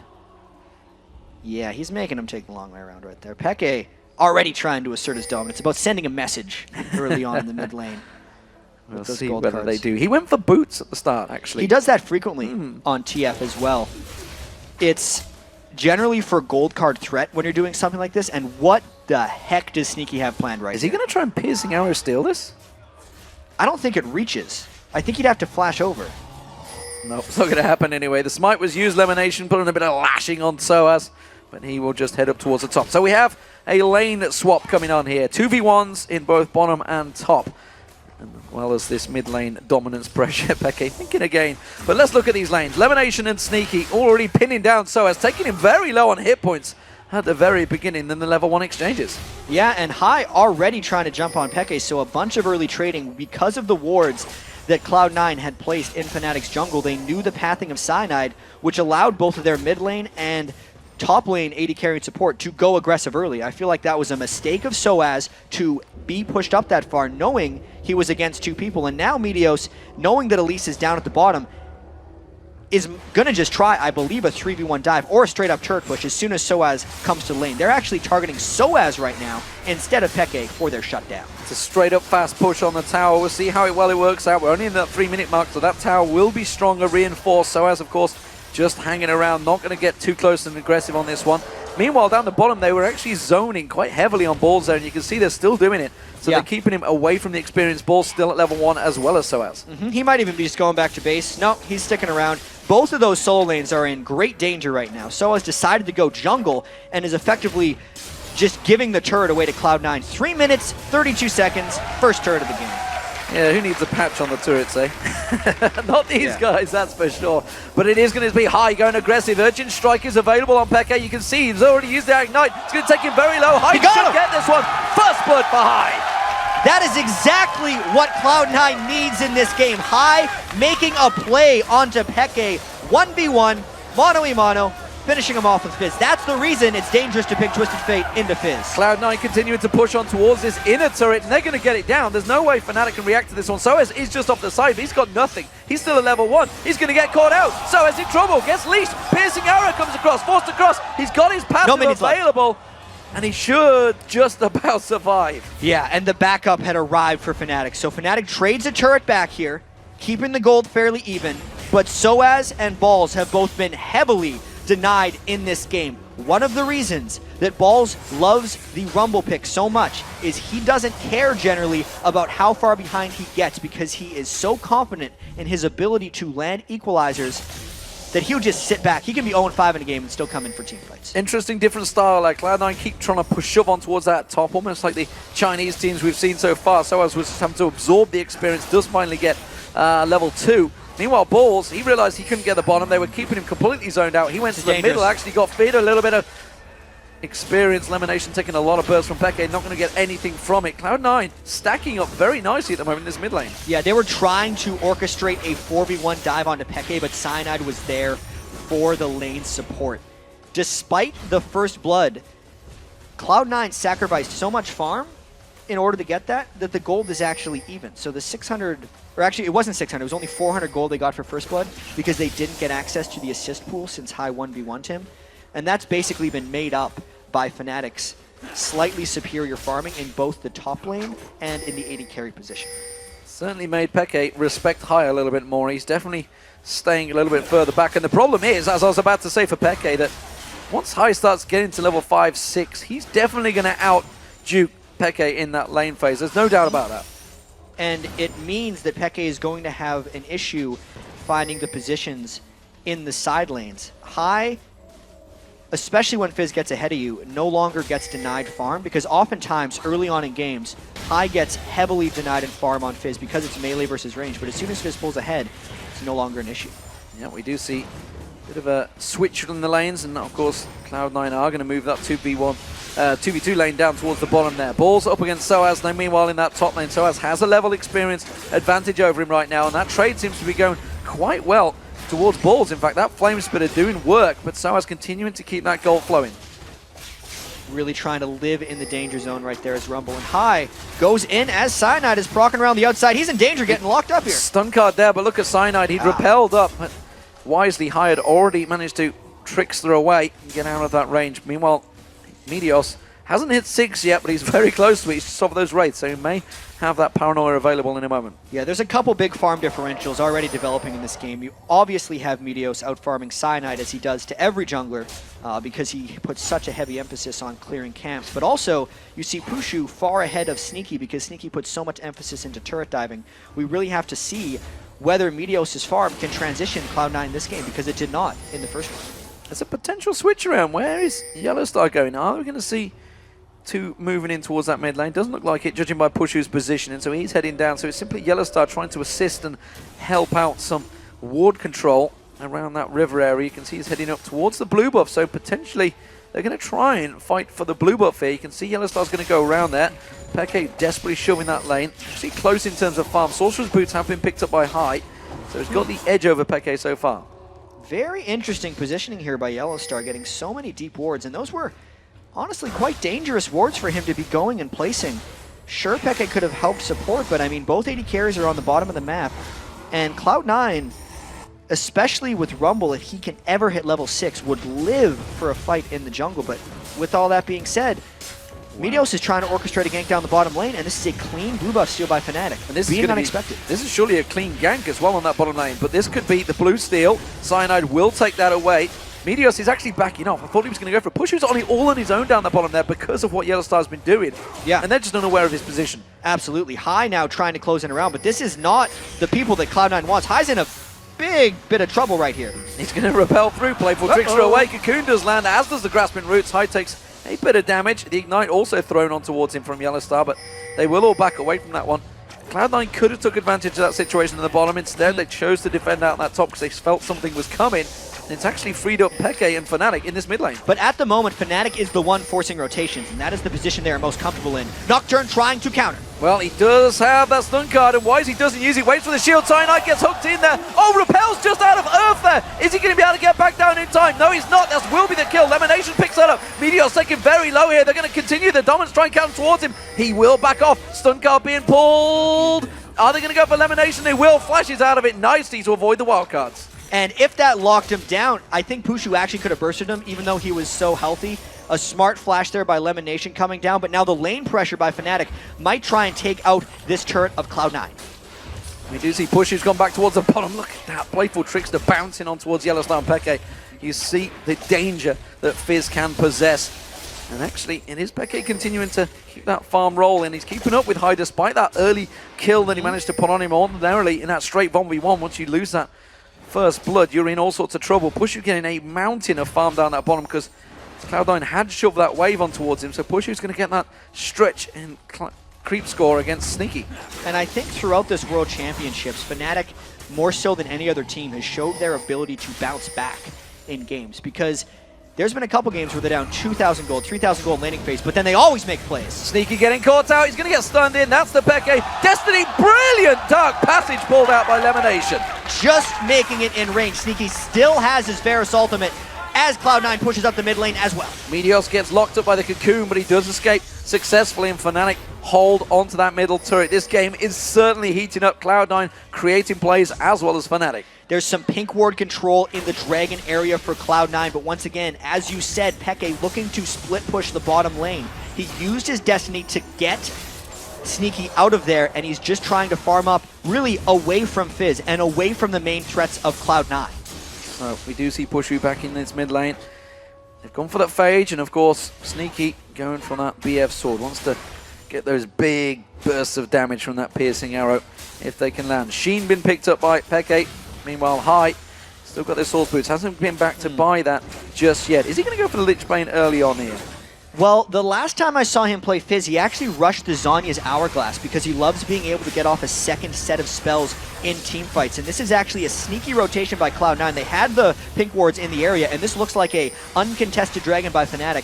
Fnatic may not even get mid-turret pressure on this one, but they definitely have the top turret. Balls is defending off, and he keeps Peke away. We do see Pushu going towards the top, though, so they're going to get a big burst of chunk of damage down on towards his top turret. The rest of Fnatic are rotating up there, so they should be able to catch this one out. However, they've left the middle kind of exposed here. There is only Cyanide keeping LemonNation and Sneaky away from this turret. Fnatic is actually hoping to catch Cloud9 defending that top turret, which is why they're out of position, and this time Cloud9 guesses right instead of wrong and gets mid.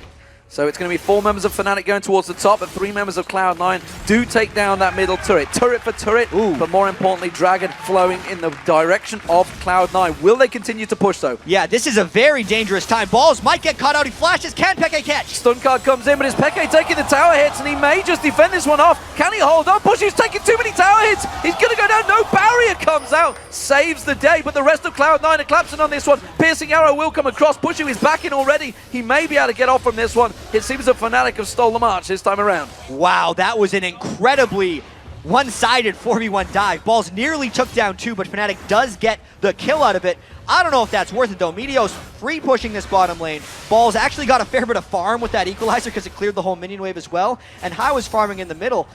Even though Fnatic got a kill out of that exchange, I'd say Cloud9 came out on top. Absolutely. Fantastic play and fantastic equalizer from Balls. Getting Puszu pretty much nailed. Nearly got him. Pulled, forced the barrier out and all that farm. Meteos, meanwhile, he just needs a little bit of help. And here it comes. Cyanide in trouble. He can repel away from this one, but will it be too late? Peke comes in. He's going to have that stun card ready. Who's he can land it on? Not Meteos, that's for sure, because he had his spell shield ready and waiting to go. And Cloud9 back out. At least Fnatic saved that turret. So for now, the outer 3 turrets remain 1/3 intact for Fnatic. They really need to keep those up as of now. High, boy, he was actually too worried right there of Cyanide, but he goes in anyway. Not for much. Stun card at the right time, just about. That was a fast stun card pull from Peke there. Yeah, he's pretty good at Twisted Fate right there. It could have just been a double tap, and he's like, oh, nice. I got That was handy. Yeah, I've done that before. We've all done that. I feel like Peke might be a little better than me, though. Right now, though, we do see Fnatic trailing 1,000 gold behind. Meteos picks up that red buff. Cloud9 stacking back around this mid. Fnatic are in defensive position, but of course that tower already down. Puszu heading towards the top, trying to get that Trinity Force complete. Gets that farm continuing to roll. And then in terms of farm, it is actually Fnatic just edging ahead slightly. But look at Meteos compared to Cyanide. There's a big differential there. Yeah, and Meteos needs to make that differential felt in teamfights. Preferably before Puszu can finish his Trinity Force, because we know what happened last game when Puszu finished his Trinity Force. And also another thing that's happened across both these games is Fnatic has put a bunch of attention to Cloud9's blue buff.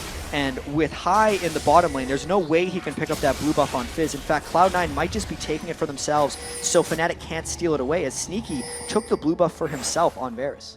Yeah, making sure they keep hold of that one. High's going to keep pushing this bottom lane. Fnatic, if they don't deal with him, they will lose that bottom turret, and I believe, judging by the positioning, it is going to happen.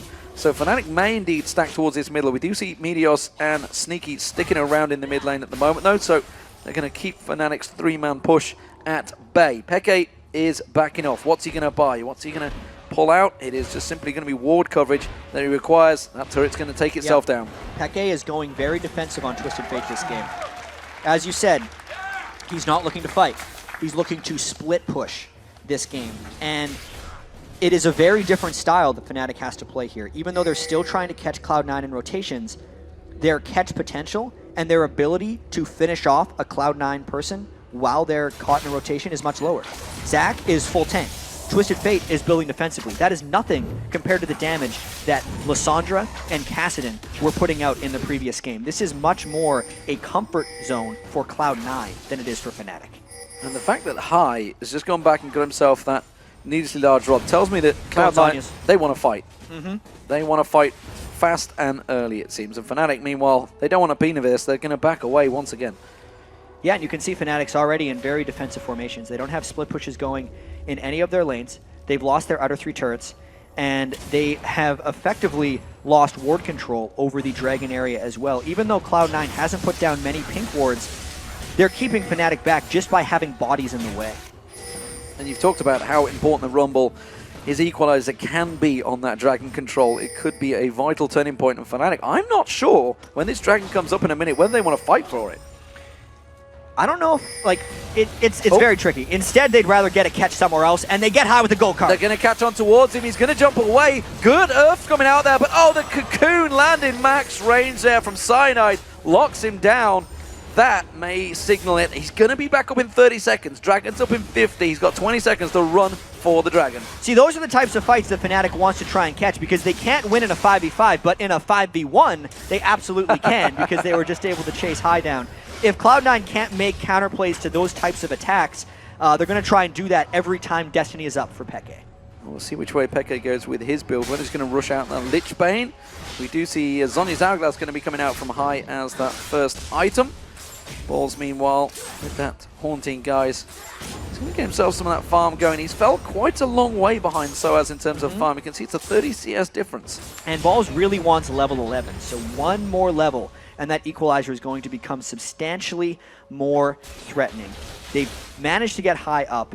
Actually, Puszu is off in the top lane right now farming, and this could effectively just be a Dragon for Cloud9. Fnatic is going to push mid in contrast to this. They're going to try and rush this Dragon down. Fnatic, as you said, you can already see xPeke's position and all of Fnatic's position going straight for that mid lane. Pushu with the Trinity Force completed, Bloodthirster completed for Sneaky. This could be a Cloud9 fight as soon as possible. They might try to engage from the side, since Fnatic has exposed themselves. They've got the turret. Can they get back in towards it? High's trying desperately to get close. It's going to be the Paranoid diving on towards Cyanide. Stranglethorns was used. It's going to bounce Meteos up. We can see LemonNation throwing down the box, but Meteos is taken so low. The Ignite's running. Hasn't yet found a kill. Pushu taken so low. Pushu goes down. Cyanide manages to get a kill as well. High's getting locked up, but there's not a lot of damage coming out from Fnatic right now. Gold card ready. Catches on towards balls. You can see Wildcard potentially going to follow. No. Gets flashed out of. Fnatic haven't got position. Gold card's going to get pulled once again. It's Sneaky that gets focused. They're going to see the damage coming out from High is huge, but he doesn't manage to find the target. Ignite gets him down. It was a double kill for sOAZ though. Big exchange between Fnatic and Cloud9, but it was overall a 2-for-2. Wow. So just another crazy fight from this Fnatic versus Cloud9 series. sOAZ, all right, he's okay. He's fine, he's Zach. He's like, I got cell division. LemonNation may get him on towards him here. There's nobody else too close to him. There's a ward placement going down. Loses one of his flobbers, but instead he walks away. I have to say, even though Cloud9 felt much more confident in that fight, I think the way in which they engaged made them have a bit of a disadvantage. You could see High waited around the outside of this fight for so long without actually jumping in, whereas Pushu was getting down his Gatling gun and his missiles onto many people.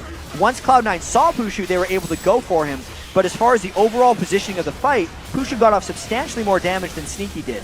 At the same time, xPeke was never really focused and then could chase down with gold cards and his movement speed that he got from his upgraded boots very early on. That is a very promising fight for Fnatic since they effectively got engaged on 5v5. And as far as overall damage does, you look at that bar at the bottom, they did a lot more damage to Cloud9 than Fnatic did. But look at this. Cloud9 heavily shoving their way in towards the enemy jungle, making sure they can get this red buff locked down, and Fnatic, I'm not sure they can deal with this one. sOAZ is just off to the side. Cyanide is there, but that red buff has gone. Yeah, and I mean, this is another one of these games. I almost feel like Fnatic is slowly pulling ahead for whatever reason, and a lot of that just has to do with the 80 carry farm right now. Pushu is 173 to Sneaky's 123, and in that last fight, Cloud9 didn't necessarily display an ability to kill Pushu immediately, and they almost have to. High's rushed his Zhonya's, which means he's a little safer going in, but if Meteos and High cannot deal with Pushu on their own, I feel like he's going to wreck the mid line of Cloud9 just with all the damage he's pumping out right now with his Trinity Force and the analyst desk disapproving of his Sorcerer's Shoes. Yeah, second blue buff in a row given across to Sneaky there as well, so they really want to keep those piercing arrows flowing, and Cloud9 stacking up towards his top lane. They've already taken that red buff away, starting to try and get ward control back in the jungle of Fnatic. But you do see xPeke up there, keeping them at bay, and Cloud9 react. They spin around to the mid lane. And I do have to note that xPeke has 600 gold from his loaded dice passive right now, so if it was a normal character, the gold would be actually up for a bit by Cloud9. They might engage right off a little bit of harass. sOAZ, of course, it could be a kill streak. He uses that Let's Bounce, but that's only simply to get away. Where is Cyanide going to go? That's a fantastic equalizer coming out from Ball, straight on the mark, and that is going to be an easy double kill picked up by Cloud9. And that was why Balls is so confident in these games, falling behind on Rumble, because he can destroy people with those equalizers. But at the same time, that took out the jungler and the support of Fnatic, the two weakest people. If that was a team fight in a more contestable, inescapable area, Fnatic may have been able to come out on top of that one because Pushu was effectively untouched. Now Fnatic was actually hoping to get a counterattack because they realized how strong they were. Cloud9 had just pulled back. Using an ultimate to get vision, making sure Cloud9 are nowhere near it. And they will take themselves their own blue buff. High down the bottom, he's going to get himself a massive wave. But is it going to be too much? That's a little greedy. Don't get that last one. You got to run, man. He's got to run. He's going to see a very aggressive Pushu, but he's gone too deep. Zhonya's Act, that's already been used, though. He's going to get a bounce. Stretching strike was used. That's going to be the stun card. High's going to go down here. And Fnatic managed to get themselves a guerrilla warfare strike. There's just not that much ward control from Cloud9 right now. You can see they're trying to get some of it back. There was a Boots of Mobility rush by LemonNation, which actually diminished the amount of early wards he was able to put down. And against Fnatic, you're really playing with fire when you're low on wards, because at one point, Fnatic actually wins a lot of their games because they force the enemy to overward since they're so good at controlling you with their rotations. So Cloud9 is actually kind of countering right now by actually underwarding and just hoping to outmaneuver Fnatic when they go for plays. that was just High getting burned by a little bit of extra farming. So check it out once again as we approach the 23-minute mark. 500 gold between these two teams. Both got 3 towers down. Just the one dragon so far, I believe, that's gone towards Cloud9. Maybe 2, actually. Not too sure on my exact maths there. But the dragon will be up in 50 seconds regardless. And Fnatic, this time, may have positional control. You can see there's a couple of wards from Cloud9 just on the river, but nothing around the dragon. And sure enough, Fnatic pinged straight on it. sOAZ is actually very strong right now on his Zac with a Spirit Visage and a Sunfire Cape. He's much too large for Sneaky to deal with by himself at the moment, and Cloud9 has definitely tried to control these games from the Dragon area, but Fnatic has controlled them by catching people out of position. Let's bounce used from sOAZ. He's going in. High's already used to jump McTide away. There's the Zhonya's Hourglass. Great damage on towards xPeke. Can he turn it back around? No! He can't get the Urchin Strike. This time Meteos can, but may well be the detriment of his own health. He's going to go down. sOAZ finally gets dropped. Cell Division Pump. Look at the damage coming out from Balls! Absolutely melts Fnatic down.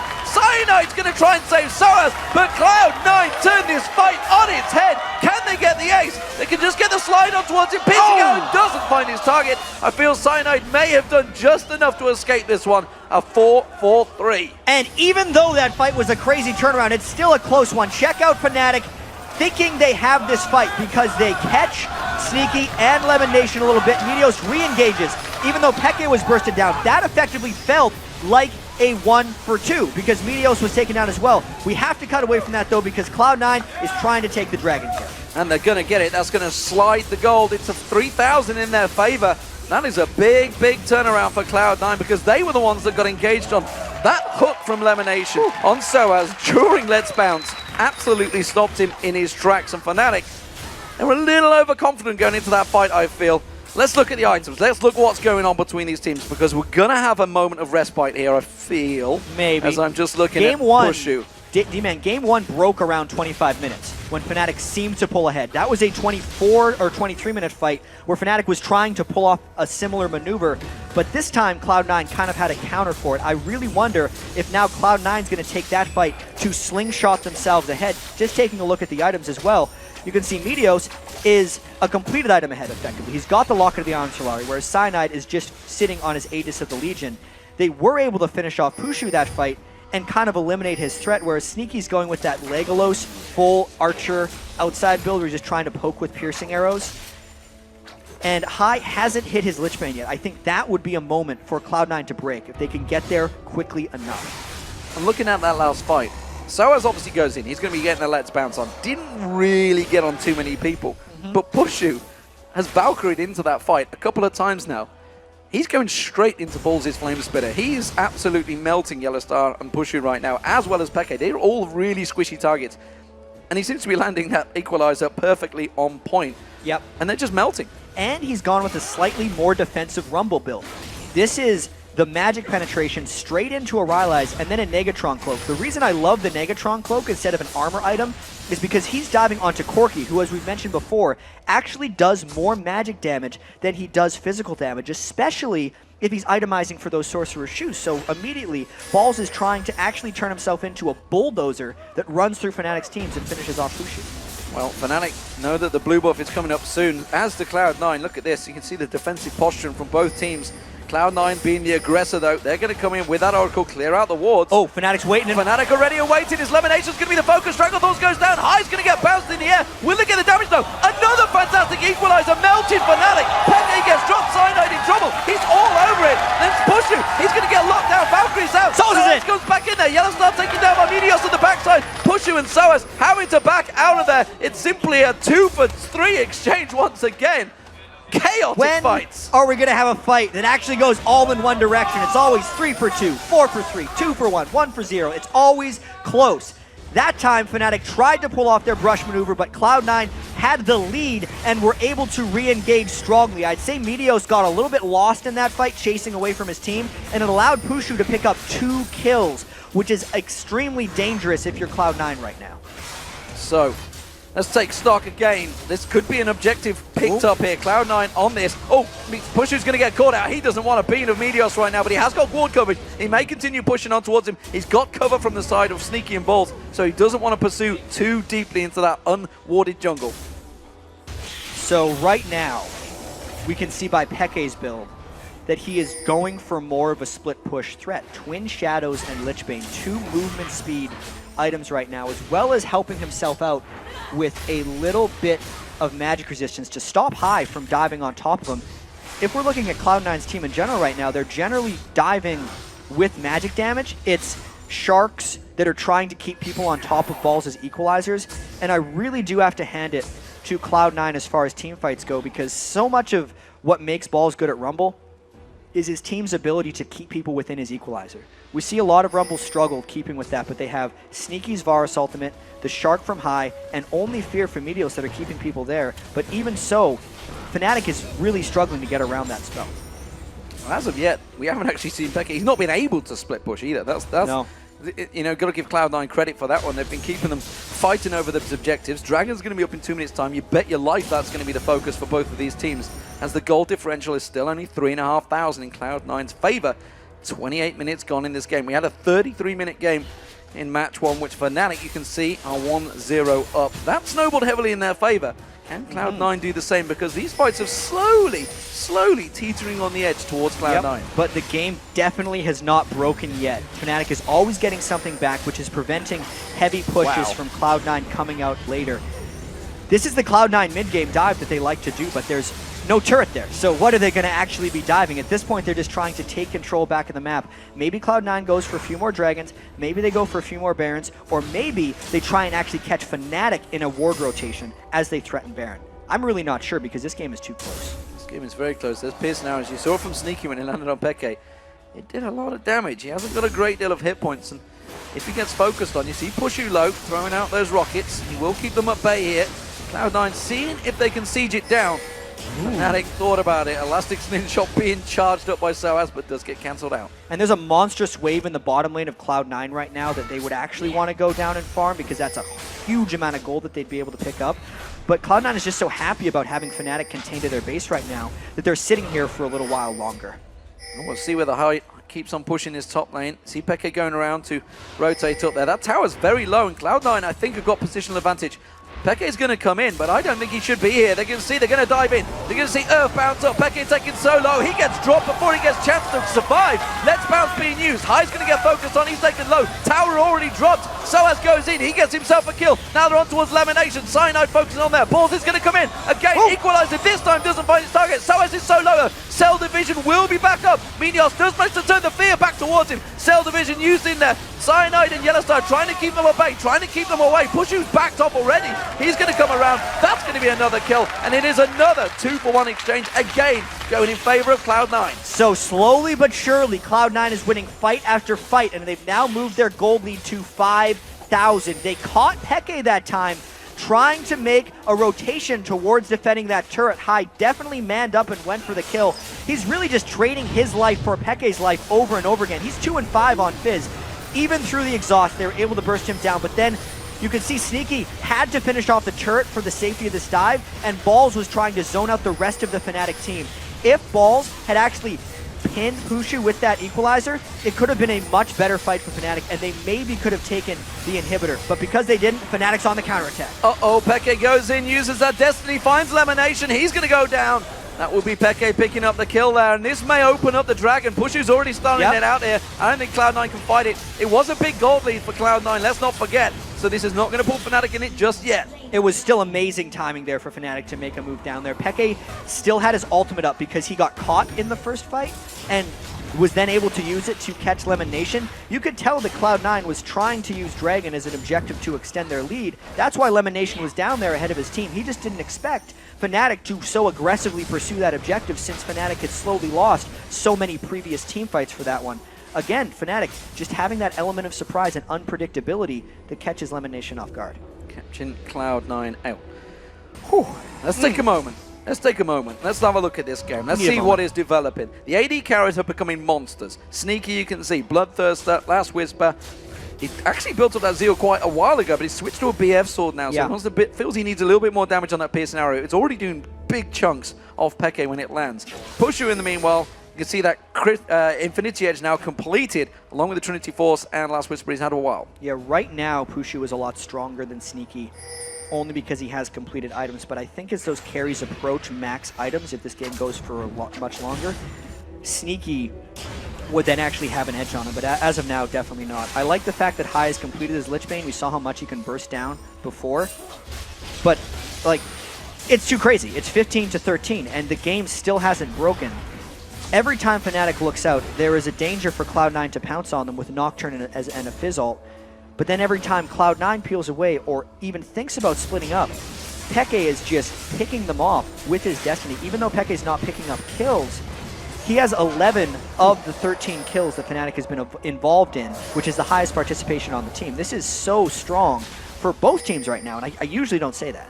Peke runs back, gets himself a Seeker's Arm Guard, realizing that piercing arrow is doing a little bit too much damage to him, and he could easily get melted by Sneaky a little bit too quick. And again, walks in, nearly catches it straight back on. That High getting a little bit too close to that tower. Cocoon lands on him, a good burst of damage. So has thought about continuing on that one. You see the Elastic Slingshot didn't quite find his target, and Fnatic beat them out of their turret.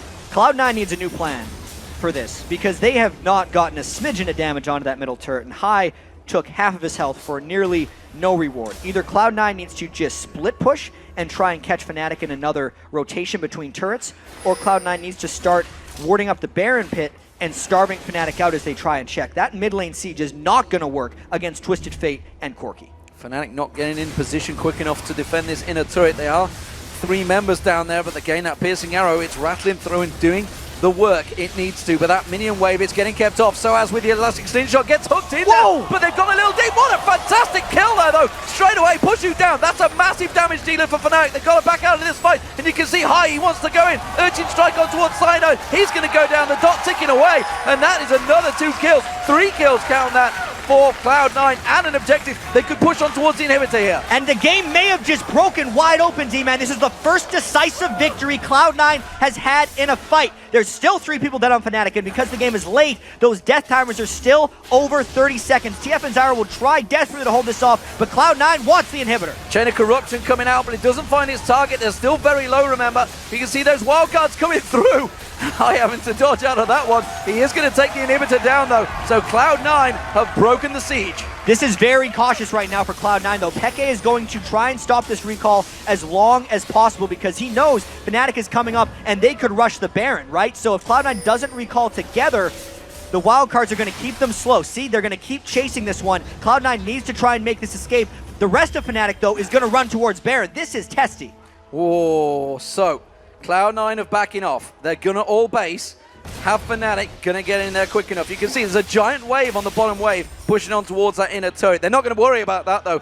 Although they are. Cloud9 all going towards it. They actually forced everyone on Cloud9 to build home guard boots with that maneuver. So that Peke play just cost Fnatic, or Cloud9, thousands of gold, and they're still going for it. If they corner themselves here, the game could be over. Cloud9 has their ultimates up. They're going. Equalizer goes in. Peke flashes away from it. They're going to see getting hooked in there. That's a great lash straight away coming out from LemonNation. Puszu gets drilled down. Cyanide in trouble. Fnatic are dropping like flies, and Cloud9 can just turn onto Baron themselves. High's pursuing on towards Peke. He's not going to let him escape here, but it's the Baron going to Cloud9 that will turn the fight on his head. And I feel like that was the last-ditch effort for Fnatic, trying to desperation Baron, but Cloud9 saw exactly what was coming. They made it back in time, and the fact that all 5 people on their team purchased home guard boots gave them the seconds that were required to stop that Baron. There are still 2 people dead on Fnatic, and Baron buff on 5 for Cloud9. This turret seems indefensible. So Cloud9 pushing in.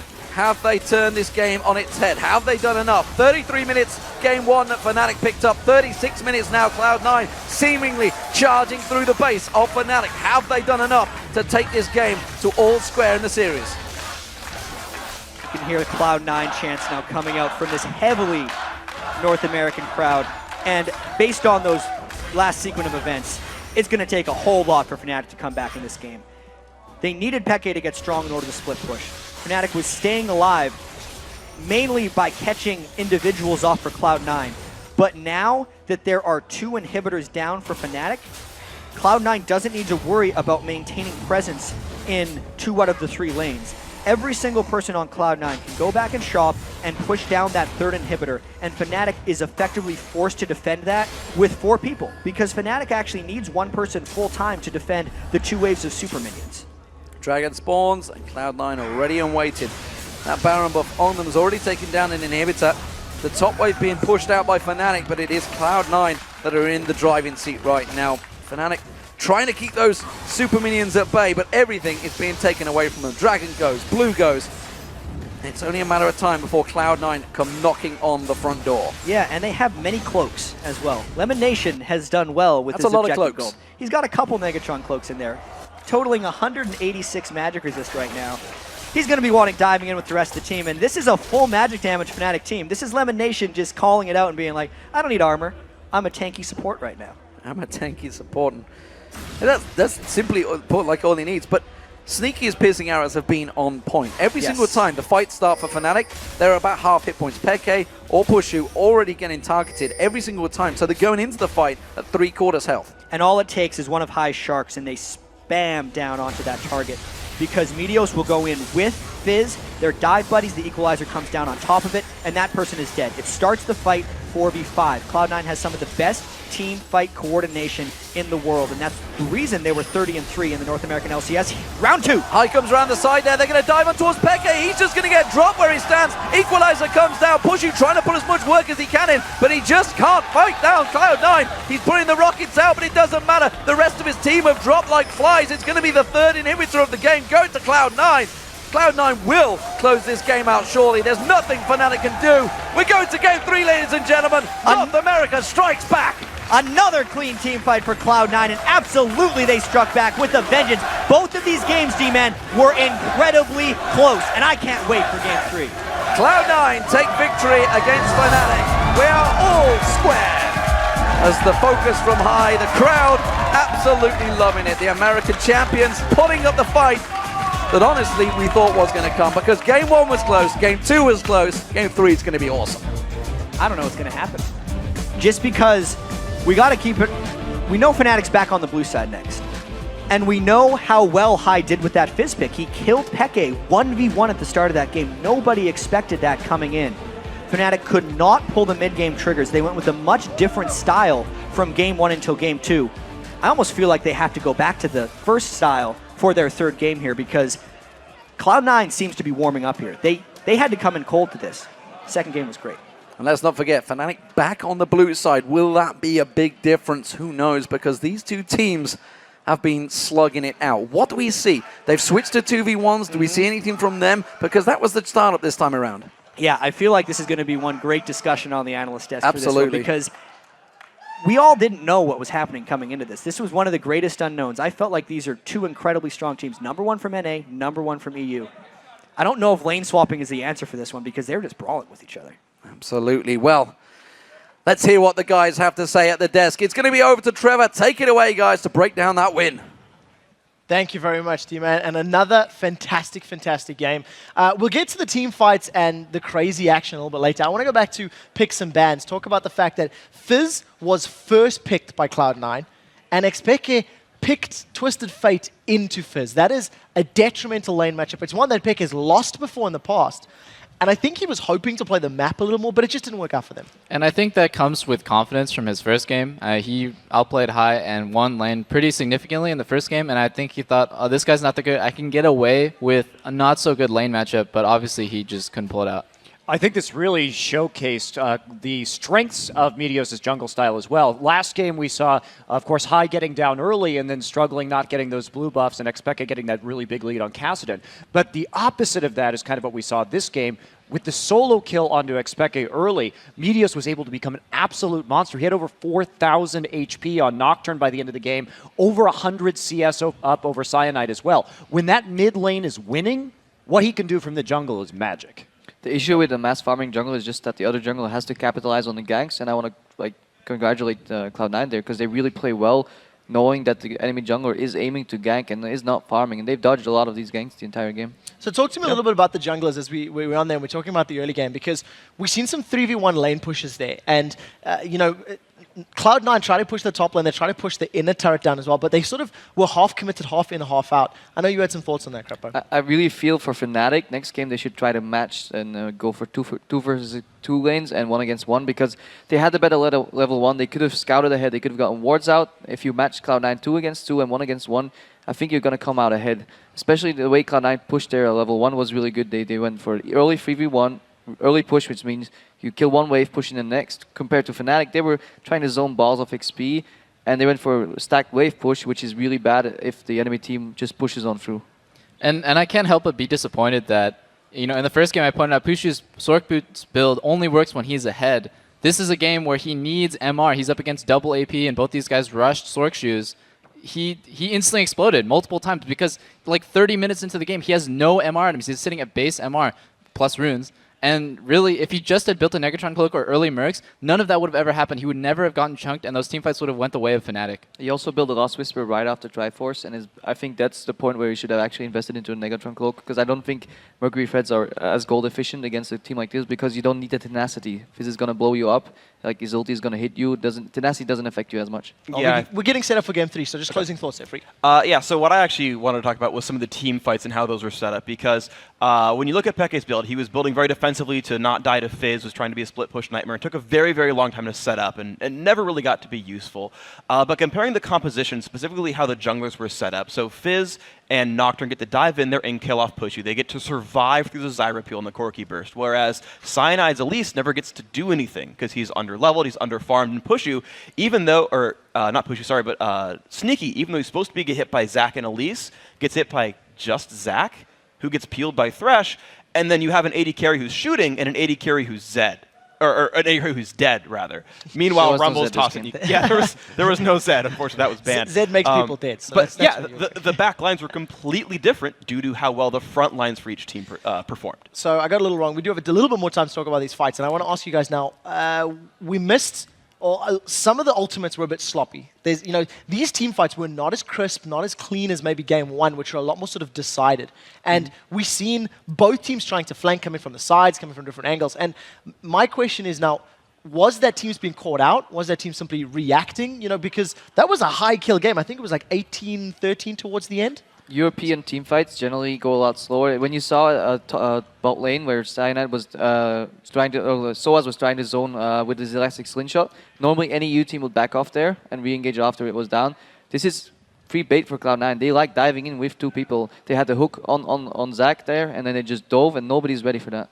The barrier is really on, or the burden of the fight is really on Cloud9 to get in onto TF and Corki. And TF is really easy to get on, but you saw xPeke really smartly. He built double move speed, Twin Shadows and Lich Bane. That is kind of a defensive stat for him, so he can easily kite Fizz and Rumble. But you saw Puszu, once again, he didn't build any MR, and he had to play really far back or just risk instantly dying. And with Fnatic's 2-threat comp, because they have a Zac top, it's really hard for you to dish out damage when one of your carries has to play really back. And the other thing I want to point out as well is you talked about kind of how the team fights were set up, is basically it's, Cloud9 didn't play all that well against Twisted Fate. They got caught out multiple times, and then as you had sort of mentioned, Double, if the rest of the game is Cloud9 trying to find openings and just diving in and going hard, and those are the 2 types of fights that you kind of found, was a hardcore engage on one side and getting caught on the other. All right, my question to you guys now is, who is going to win Game 3? After watching the first 2 matches, does anybody want to change their picks? Double Lift, I'm asking you. Cloud9 or Fnatic? Oh, God, I can't stress this enough. Just an item choice would have won this game for Fnatic in my mind. So I really have to say, I'm switching my pick to Fnatic, dude. Like, I can't justify... I'm sorry. Man. I cannot justify this win on Cloud9's part. It was... To me, Cloud9 played really well. They played solid. They're a world-class team. But Fnatic really just had these small issues that eventually snowballed. I don't expect xPeke to get first blooded again, 1v1 mid. No way that's going to happen Game 3. Quickly down the line, Fnatic or Cloud9? Fnatic. Fnatic or Cloud9? Yeah, Fnatic for me as well, especially because they've got that blue side, and if they mimic the same pick and ban process, I think they did really well in Game 1, and they can take it here. And Freak? I also think Fnatic, I think High's champion pool is getting a little stretched thin, and that's a big risk for these guys. Well, guys, we need to take a very quick break, but when we return, it is the 3rd and final game in this quarterfinal matchup between Fnatic Fnatic and Cloud9. The next team to take out a Nexus will lock down the first spot in this weekend's semi-finals. It's all in the line for these two squads when the Season 3 World Championship returns. Stick around, guys.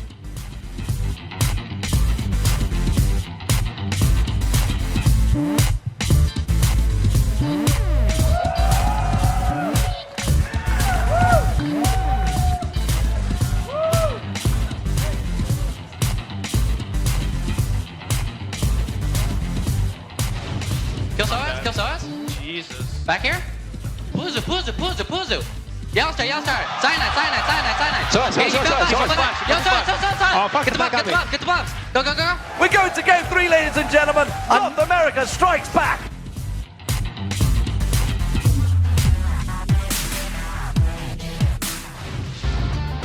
I think having their jungler as the best player is gonna be really good for them, since he can decide which lane he wanna make an advantage for them. Even during the NA LCS, most teams sort of have a target on me for their games, and so I think I'm pretty comfortable with teams trying to shut me down, so I don't think it'll be a huge deal.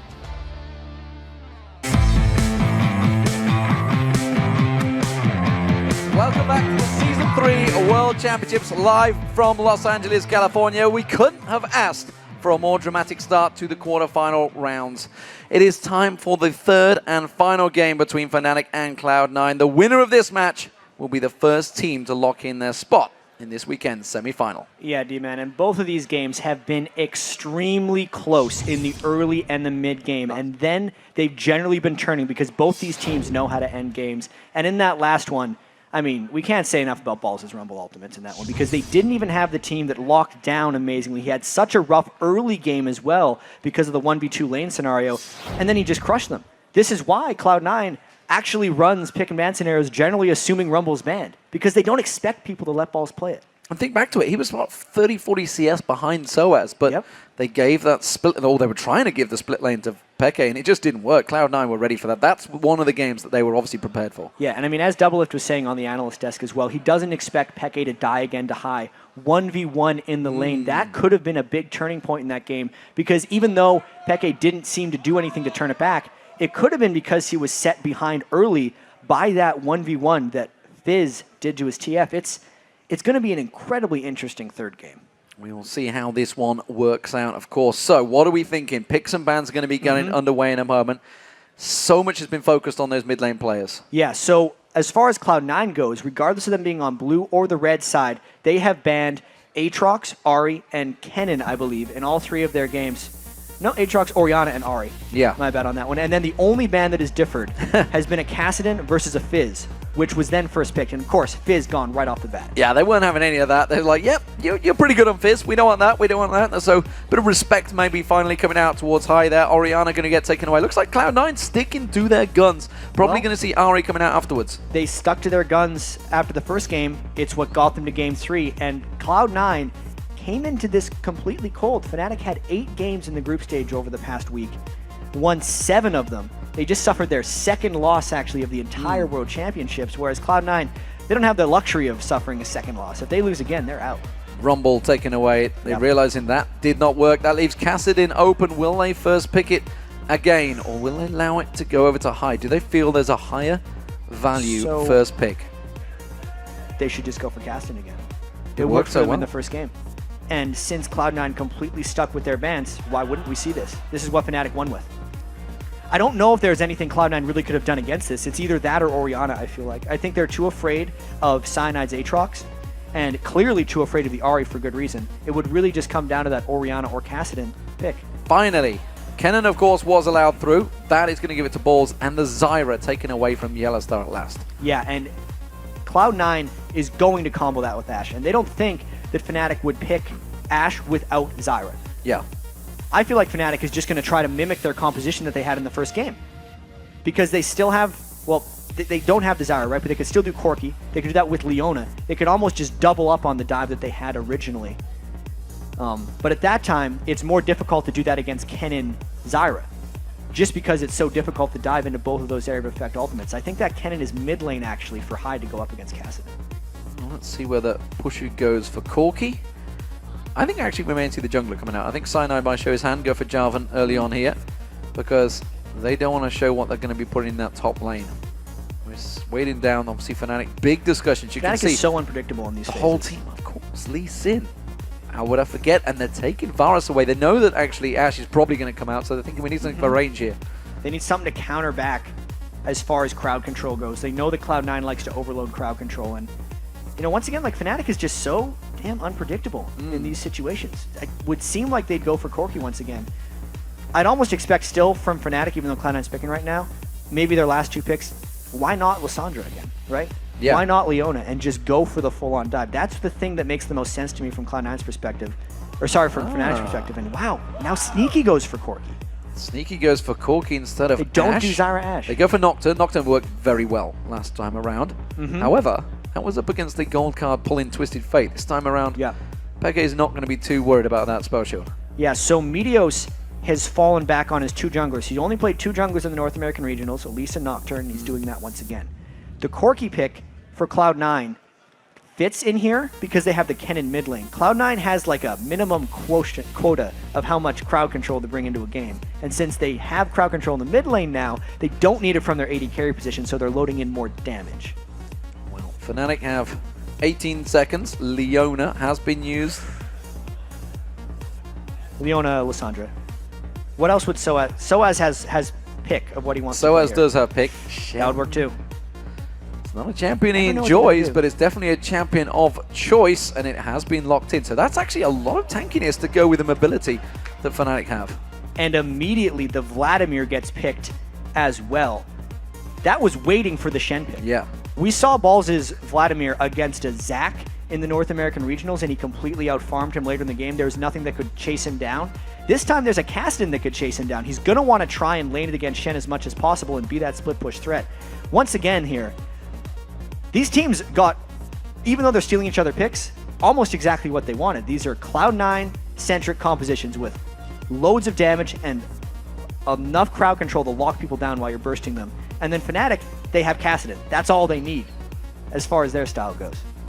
The one difference here is sOAZ is not on an assassin this time around. No. So the points of damage is only coming out from Peke and Puszu. They have lower amounts of threats, and that burned them in Game 2 because Cloud9 had coordinated enough dives that they could take out Puszu or Peke at the start of fights. Then there's only one guy left, and that wasn't enough to clean them out. So what's going to happen? What is going to happen? That is certainly the question on everybody's minds, and you can see sOAZ. Pressure on these players is immense. Which region will come out on top? Will it be the North American LCS, which is being represented by Cloud9, or the European LCS represented by Fnatic? Fnatic, of course, won the spring and summer split. Yeah. Cloud9, this is their first international experience coming out here, and they are putting on a fantastic showing. Absolutely. I mean, they were so incredibly dominant in the North American LCS. We just can't say enough. 25-3 in the regular season. Swept the playoffs. Set records as far as Meteos was concerned in KDA and least deaths throughout an entire split. And then they have to come in cold onto this giant stage against a powerhouse in Fnatic. Season 1 champions, as you said, #1 in Europe. This is a tall task for both teams to try and take down. I guess that's why it's the World Championships. That is indeed why it's the World Championships, Jet, as we go into the game. Here we go again, ladies and gentlemen. It's Fnatic versus Cloud9, the battle of the ages, it seems, because pride is at stake, as well as a fair chunk of change and a place in the semi-finals. Who will they face? It's going to be Chinese opposition. Will it be OMG or Royal Club? We're going to be finding that out tomorrow. But right now, we want to know who is going to win. Who is going to come out on top? Will it be Fnatic, who currently picked up a great win in Game 1 and snowballed after 25 minutes up against Cloud9, who did effectively the same thing in Game 2. Both blue sides winning so far. Is it Fnatic's to take? And there's 2 matchups I want to focus on specifically in this game. And again, it's Peke versus Hai, because that is such a swingy matchup. Peke, the MVP of Europe, and Hai has been attacked very heavily in picks and bans by Fnatic. Last game, Hai was able to come out on top, but Kennen should have an extremely strong laning phase against Kassadin. The other one I need to track here is the early laning of YellOwStAR's Leona versus LemonNation Zyra, because if YellOwStAR can somehow get level 2 before LemonNation and catches anything onto him, he'll kill Zyra straight off the bat. And now, Fnatic catches him in the brush. The catch on towards Sneaky. He's going down. He's going to get dropped. First blood comes out. They make it a second as well. LemonNation's going to be the focus target. He gets locked up. YellOwStAR YellOwStAR goes in, and Cyanide gets a double kill. That is immensely huge for Fnatic. They ran around the Cloud9 ward. Somehow they snuck into that brush before. I need to watch that again because Cloud9 has 2 wards down in the Fnatic jungle because I think they went through the lane. Someone's going to grill me for this They afterwards. got there before they put the wards got in. there obviously Yeah. before the wards went down, but Cloud9 was completely caught unawares. In Cloud9's losses so far in North America, it was often because of a level 1 disaster, and now that bottom lane of theirs is in a huge hole. They are definitely get out level 2'd, and they both died. And Cyanide starts his jungling with a mattress. It's crazy. He's going to absolutely dominate through this. word. Doesn't need to use smite. No clue. Doesn't need help for this blue. He's just going to dominate that jungle now. This is going to put Meteos in a big, tricky situation because he knows he's going to get countered by that Lee Sin. In a game of this magnitude, starting while giving up the first 2 kills is just an extra amount of pressure that got put on Cloud9. Fnatic has so much confidence with the way they're moving right now. They're even going for Meteos' red buff. He's got to smite of the way and run. He can't even get level 3. And while, so many times we talk about level 1, we didn't actually get into like who would level 1 because they were up against a Shen and a Leona. Why would you even look in them bushes? They were just caught completely by surprise. I mean, Zyra can have consistent threat at level 1 as well. It was really just Fnatic outmaneuvering them. There's the catch as well! LemonNation caught out, having to use heal, which we didn't even touch on, by the way. Picking up the Summoner's heal, working out very well this time around, but YellOwStAR and Puszu are starting to put a lot of pressure on that lane already. And we have been so lulled into level 1s just being ward trades that we don't expect that much power to come out early on in the game. This has caught Cloud9 completely off guard. They were just executing a normal level 1 for themselves, and it was Fnatic now just jumping out ahead. How much can they turn this on its head? They already got the heal from LemonNation. This YellOwStAR this Puszu versus Sneaky lane could completely turn, knowing that they started with a couple kills. But the big thing actually is Puszu hasn't shopped yet, and Sneaky didn't burn summoner spells when he died, which is very key to mention. Let's watch this level 1 again. They taunted right onto Sneaky, no chance. And one thing that was actually smart of Cloud9, aside from getting caught out and killed, is neither of them decided to use summoner spells because they knew how dead they were. And more importantly, there was a lot of assists there. sOAZ got the 2 assists. Puszu got the 2 assists. We saw the flash from YellOwStAR actually. It was burned to get that lockup on the final one. But big advantages gained by the European champions Fnatic in this very early game. Let's see how it develops though.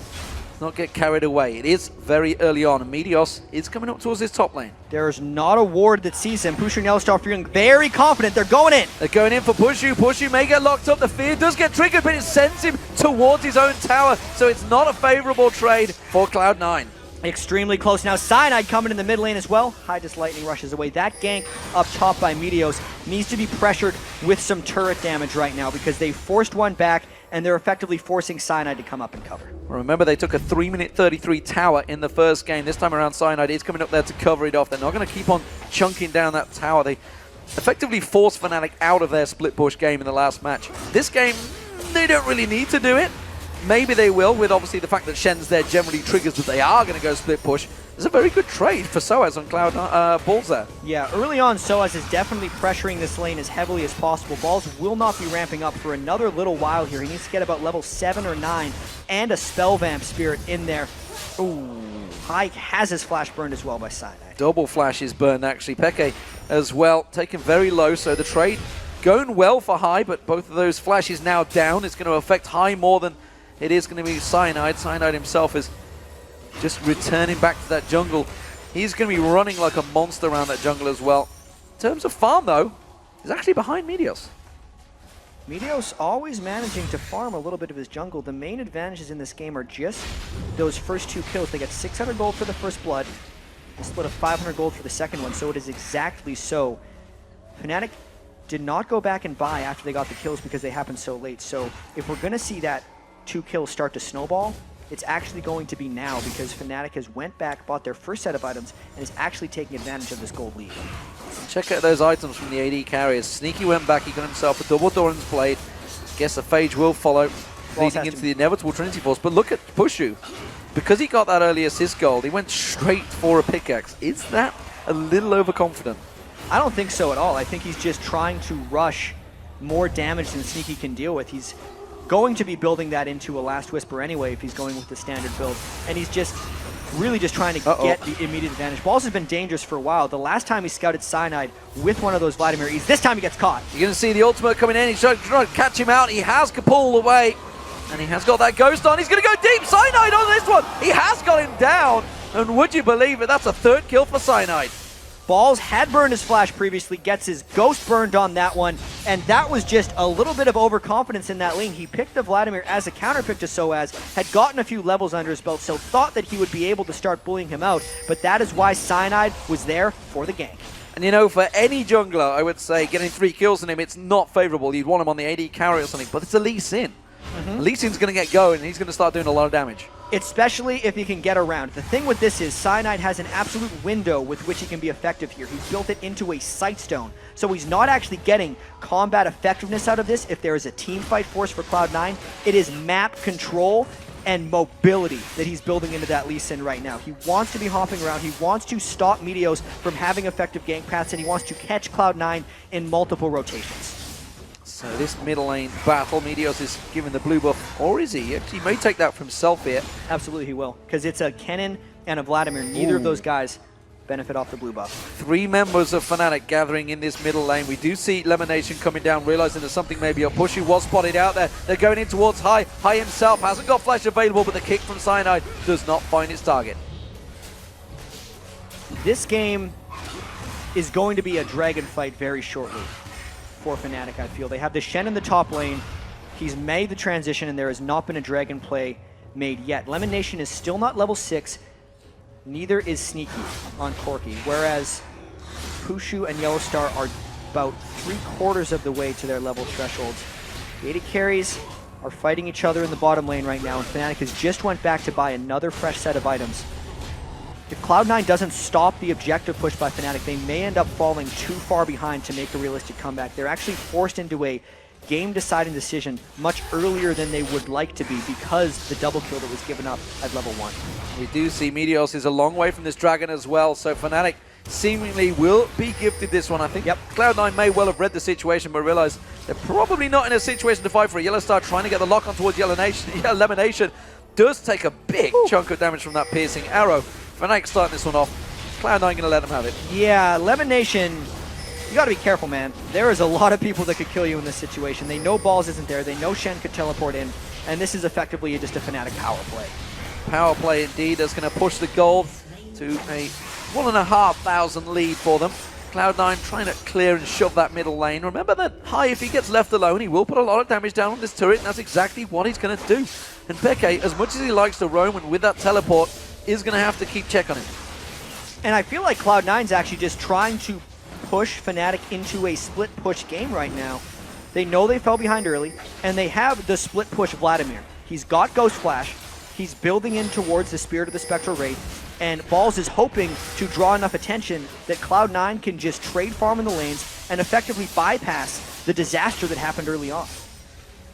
So, in terms of 2 top laners, Balls and sOAZ very much even. Of course, there is a death for Balls and a 3 assists for sOAZ, so that's going to be Tippy's gold in terms of farm. And you can see it is around about 600 gold lead. No surprises there. The big surprise is really developing across the board is, of course, the jungler, but it is actually, despite the 3 kills, only a, 300 gold lead that Cyanide has over Meteos. So Meteos still doing a fantastic job of farming. Look at it, 72 to 32, because he's taken a couple of waves in the lanes as well. Yeah, Meteos is getting his items, but it's about the rest of his team that's falling back. You can see Sneaky is yet even to complete a phage, and Puszu is actually sitting on 1,800 gold right now on Varus. So when he goes back to base, he is going to pick up a truckload of damage. LemonNation once again just sidestepping the strike from YellOwStAR, desperately trying to get on towards him. Good plant control, actually coming around. He may get shut down, and no! Flash is out, flash burn, but for an ultimate. Yeah, but that's a very low cooldown Leona ultimate right there. It's got 90 seconds from the time it's used, whereas Flash is much longer. Cloud9, though, gets first turret for the 3rd game in a row. Absolutely, Peke had gone back. He's got himself that catalyst to go with the tiers. It's the same build he used him for game 1. He's going to keep that pressure on, but High, he's going to keep on shoving that turret down. Like you say, he's trying to force him into that split push fight. sOAZ stacking out the health, along with that Spectral Cowl he got earlier on. Meanwhile, Balls, of course, going for a little bit of damage. and lifesteal, but it's the AD carries we want to focus on. Puszu went and got that pickaxe a long time ago. He must be sat on a fairly sizable amount of gold here. Yeah, 2,000 gold to 1,000 of Sneaky. As far as actual items right now, though, Cloud9 might be able to duel this. They have Cleanse instead of Barrier. They flash for it, they catch LemonNation, but that's a deep engage. Chain of Corruption goes down. So you're going to see the Stranglethorns coming out, but it is going to be enough to get themselves a kill. LemonNation goes down. This is very much turning into a Fnatic roam style game. They're getting so many kills and they can force them seemingly whenever they want. Right there, just flash straight into LemonNation to burst him down, and now they're going to try and push on the turret because they've left Balls and Meteos in the top lane for maybe a trade. And the thing is, sOAZ, of course, used that Cyanide, made sure he got the assist gold, but they do give up that top turret. So in terms of objectives, it is Cloud9 that are going to be in the lead. Peke getting caught out. Riftwalk comes down. Cyanide's going to be the focus target. Flashes out of that ultimate, and he will avoid the damage. Fnatic continuing to push down this bottom lane. They get themselves the first tower. Cloud9 will get that top one, though, so it's 2-1 currently in terms of towers. And I know we say it all the time, but Peke has farmed up fairly well on Kassadin, and this is the point in the game where he's going to want to take over. LemonNation, you can't go in there. Uh-oh, he's going to get caught out. Stunned, stake down. And that is another free kill, effectively, on LemonNation. He is getting focused. Yep. If Leona gets ahead of Zyra, it's not good for Zyra. She cannot check her own jungle for blue buffs. This is something Fnatic has controlled well in all 3 games against Cloud9. Yet another blue buff steal for Peke, and this is going to increase the threat of Peke around the map as well. Cloud9 wanted to set up a split push strategy here. Balls wants to be split pushing off on his own, but if Peke has the blue buff on Kassadin, he can control pretty much the entire map because rift walking no longer becomes a cost for him. This is almost certainly the most pressure that I think Cloud9 have been under in their professional gaming lives. Fnatic 5-0 up in kills, 2,000 gold almost in the lead now. Actually trailing on turrets, but that's not really the focus because Fnatic are getting the game that they want. Puszu, Infinity Edge, not even got boots, just gone straight Infinity Edge. He's definitely trying to snowball this one. That's what he did with the early pickaxe. Occasionally we see Varus go for the Infinity Edge rush. He's actually still maxing his piercing arrow. He's just hoping to get a couple crits right now to turn a lane on its head. I actually think that the next dragon fight is going to be a huge impact, but again, this is that roaming power of Fnatic. Leona's coming in. Meteos might try to help this one if Balls can get out of it. YellOwStAR comes around. He was waiting for that pull. He's going to get locked up. There it is. Dead. Against Balls goes down. It's 6-0 in kills now. Cloud9 have a good response here, but I'm not too sure they want to go for it. That could be a turret for Fnatic. Now look at Sneaky. He's in trouble. Peke closes the gap. He's going to get caught. Force Pulse goes down. He doesn't have a turret. Cyanide catches on towards him. Still dodges the trade. Oh, nicely rift walk out of that. And that will be another kill, but this time it is Peke. And the worst thing about these deaths for Cloud9 is they are burning their summoner spells and dying, which means the next set of roams are even more deadly from Fnatic. Cloud9 completely on their heels right now and not able to deal with this roaming assassination squad of Fnatic. And they pinged onto high and they were like, he's staying here. Let's keep pushing. They've got that split push going on the top and on the bottom. Now we see they're going to see high coming in there. Fnatic, I feel, will back away from that one as Cyanide does manage to land the Q. They went in for it. As we don't quite see it, High's dead. Again, one after the other. Fnatic has brush control in all these pink wards, and Cloud9 is desperately trying to get it back because they're trying to farm their lanes, but Fnatic is just not allowing them. 1 kill turns into 8 kills.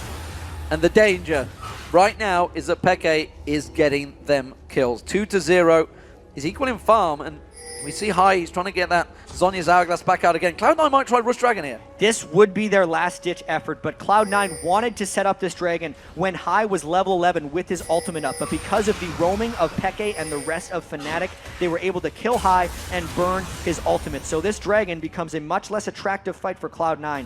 I still almost feel like they have to go for it, though, because the lanes aren't safe, and the first thing they want to do is actually have a fight against Fnatic, where they have a hope of a chance. And you've got to give Fnatic all the credit in the world. All the credit in the world. From that very first 2 kills, they've kept the pressure on Cloud9 every single step of the way, all 16 minutes of this game. everyone with the roam. The Lee Sin especially picked this time for Cyanide. Instead of Jarvan, instead of Elise, he goes for it, gets the first 2 kills, and he has transitioned brilliantly. The early Sightstone for the map control, and now, potentially, a game-breaking dragon fight. Big fight. There's a 4,000 gold advantage for Fnatic, and everybody has bought items. Peke probably sat in a chunk of gold. Actually, no, he's just been back and got that blasting 1. And remember, they're up against Lee Sin, as well as Cyanide. No, Meteos, this would be a horrible smite fight for Cloud9, which is why they're going to back out. YellOwStAR goes in on towards High. He's going to catch him down. Peke comes in. It's another kill for Peke. Ball's taken low as well. That's going to be the inner turret, the middle turret going down as well. Meteos does get himself the bottom turret. It's going to be an even trading turret, but Fnatic can keep going on the inner here. Fnatic has endless aggression. It is consistently catching Cloud9 off guard. Everyone can chase for Fnatic. Everyone is diving in, and it is working masterfully. Meteos continues to push on the bottom lane. He may get that down before Fnatic respond. No, teleport coming in there. It is going to be Peke on towards him. That's going to be the inner turret going down as well. Peke is going to give chase on towards Meteos here. I'm not sure he can get away. The rest of Fnatic are closing the gap as well. You can see YellOwStAR pushing along the top side. They have full control of Meteos. He uses that fear leash, but he's only simply going to send Peke away. Rift walks back in there, goes in towards the Paranoia, goes straight in towards YellOwStAR. The kill goes to Puszu. Fnatic is everywhere as far as Meteos is concerned right there. He thought he was going to make a great escape, but again, summoners and ultimates burned by Cloud9 attempting to escape, meaning the cycle of death will never end for Cloud9 because Fnatic can continually catch them without defensive summoner spells and keep growing this lead. High might get caught out of position here. Peke feels like he go for it, goes in, puts that Rift Walk down, and Force Pulses onto Balls. High is sticking around it. They may try and turn this one towards Peke. They have got good damage and he's low on mana, but they can't pick anything up from him. It's 10-0 in kills. This game is dangerously turning into an avalanche for Fnatic. It may already be an avalanche right now if we just think of what Cloud9 has been able to do about it, because it's effectively nothing. Cloud9 has been in the process of setting up a play, but Fnatic stops it right there. They're killing Cloud9 in the planning phase. sOAZ on Shen hasn't even had to use his ultimates. That's how far away Cloud9 is to making plays. YellOwStAR has been everywhere with Leona. Cyanide has been everywhere with Lee Sin. And it's normally actually, in a typical Fnatic game, you have that 4-man squad that goes around for Fnatic and then Peke making plays. This time, it's just a scatter of everyone. It's another unexpected move. Sometimes it's just Cyanide and YellOwStAR. Sometimes it's Puszu and Peke. It's really no way of Cloud9 keeping track of them. And since Cloud9 continually keeps dying in these lanes, there's no way of them getting the control back. This lead is just going bigger and bigger, and Peke has the freedom to wait. And look at it going towards High. Actually, maybe YellOwStAR that's caught out of position. Slicing Maelstrom comes down. That's going to be a quick ultimate coming out. Stand United slices across. YellOwStAR is back in there as well. He's going to back out. sOAZ is caught with the fear leash. He may shadow dash across. He does. High gets caught out. Peke's coming up from the bottom lane right now. High's going to try and get away from this one. He will get taken down. The damage is too strong. Chain of Corruption lands on towards Balls and LemonNation. Meteos is trying to put damage, but simply put, YellOwStAR is too tanky right now. He can't take him down. It's going to be Meteos going down. Can he get the kill? No, he can't. And now Peke, he's going to keep on chasing. Gets on towards Ball. Rift walks back on towards him. Force Pulse on there. They're going to give up. And as you say, that was simply Cloud9. They thought they caught YellOwStAR out, but they turned it around. YellOwStAR is a powerful Leona right now. So much base stats and base armor. His W is actually max, so they were trying to finish off Leona, who had a bonus 70 armor and magic resistance, whereas Meteos hasn't built a singular offensive item. High is too far behind as well. He hasn't completed his Zhonya's Hourglass. No one on Cloud9 has been able to reach their farm thresholds because everyone else on Fnatic has been denying them from farming by killing them.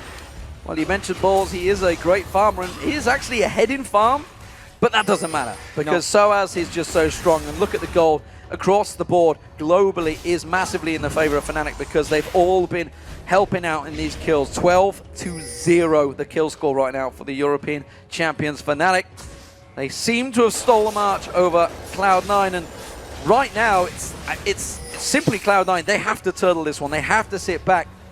Can they try and push those lanes? It seems to be Balls is the chosen split pusher, as you mentioned right at the start, but I'm not sure it's going to work. Yeah, from Champion Select, Balls was the guy who has to split push, but from level 1, things have just went too badly for Cloud9 right now. The first and second games were so incredibly close, and then Fnatic had the aggression to just go for a big play level 1. They got the gamble to pay off. And really since then, Fnatic has just played masterfully. They've stopped everything Cloud9 has been trying to do. Cloud9 actually got a little sloppy sometimes, checking brushes they didn't necessarily need to check, but it's Fnatic. Fnatic is in every brush as far as they know. 5 members of Fnatic coming to that top and high, taken down. Half his health from a single combo from Peke. Oh, the piercing arrow lands. They got to back out of this one. They can't give this fight up. You can see Cloud9 is going to catch on towards LemonNation. He's going to get locked down. Balls tries to come back in there, puts a good hemo plate down across Fnatic, but it doesn't matter. The damage is done. Piercing arrow lands on Sneaky along with a null sphere, and he is forced out of the fight as well. Fnatic can keep on pushing. Yeah, and they definitely want to. They still have some engages up. Puszu has his Varus ultimate, and this is a strong push they can put down onto Cloud9. Peke, fearless. Every single combo that comes out from Peke is dropping. High down, another piercing arrow lands. This is going to be the first inhibitor of the game. Ball's getting caught down. He comes out. Chain of Corruption onto Sneaky, cleansed off that. And Fnatic actually backing away from this one. But the damage has been done. This gold lead is now almost 9,000, 22 minutes into the game. Cloud9 has yet to return a single kill against this Fnatic power death squad that's just flying through them. Dive on top of dive. And Cloud9 just looks too far behind to return any type of significant damage. Sneaky desperately shoving this wave, knowing that Fnatic have backed off. They're trying to push those lanes out as strong and fast as they can as they run towards the Baron. It's a Baron rush. This is a last-ditch effort by Cloud9. They cleared a ward as they were approaching. I mean, Fnatic has to know that they're going for this. Peke is running up towards, he's teleporting in behind.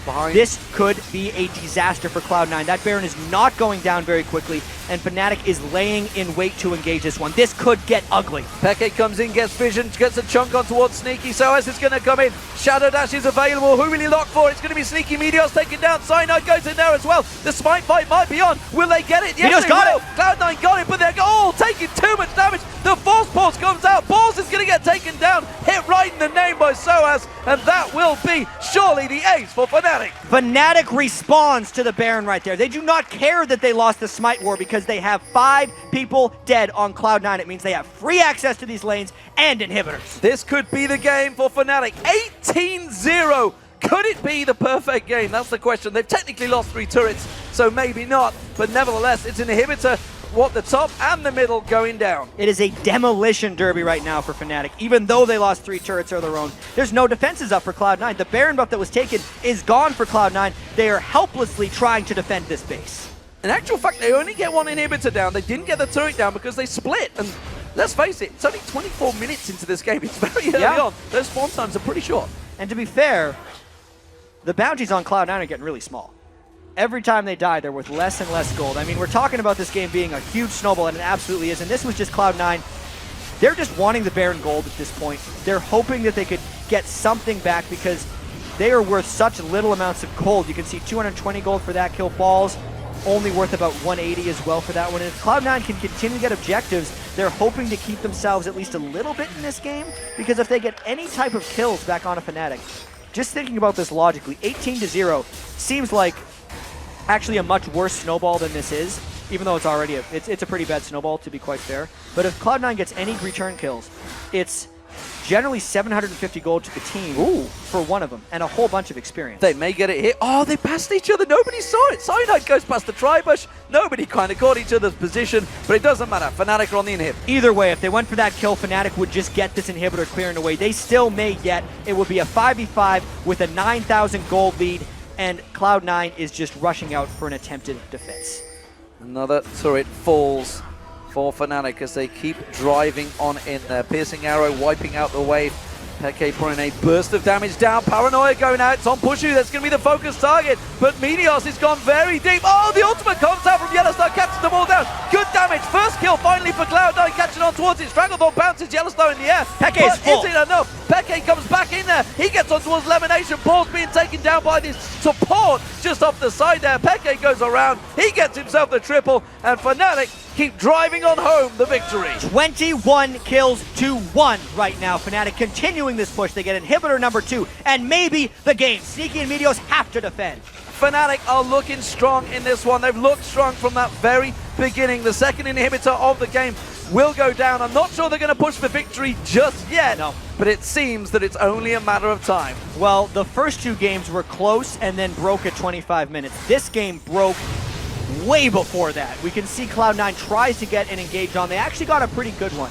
Balls landed a Hemo Plague onto many as High actually got off a good Kennen ultimate, but at the same time, he died before he could get his Zhonya's off. Peke was untouched. He then roamed in and finished off. This is the games that Peke absolutely adores as Kassadin, when his team is strong enough to do all the early work for him, and he can just come in for delicious desserts. I think one thing has been made clear. There's going to be no Kassadin in the semi-finals. That, I think, we can guarantee, because right now Fnatic are looking like a shoo-in to be playing in the Galen Center. Here's the craziest thing, is I don't even think the Kassadin has been the deciding factor in this game.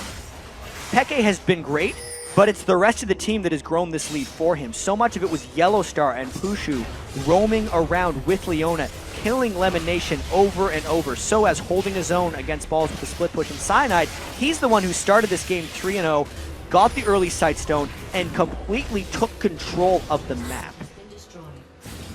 Well, Fnatic driving on through, doing it by the numbers, tutorial style, I believe, is the statement we can use here, because the final inhibitor turret of the game is being focused, and YellOwStAR manages to land his ultimate. LemonNation and High manages to get his Zhonya's Hourglass off just in time. Chain of Corruption comes out, pauses to try and put some damage down. Hemo Plague on towards Cyanide, tries to get the kill. YellOwStAR does go down. That's the second kill of the game for Cloud9, but it is going to be another triple for Peke. Here comes the Quadra. They're going to give it to him. Yes, they are. It is Peke dominating 11-0-7.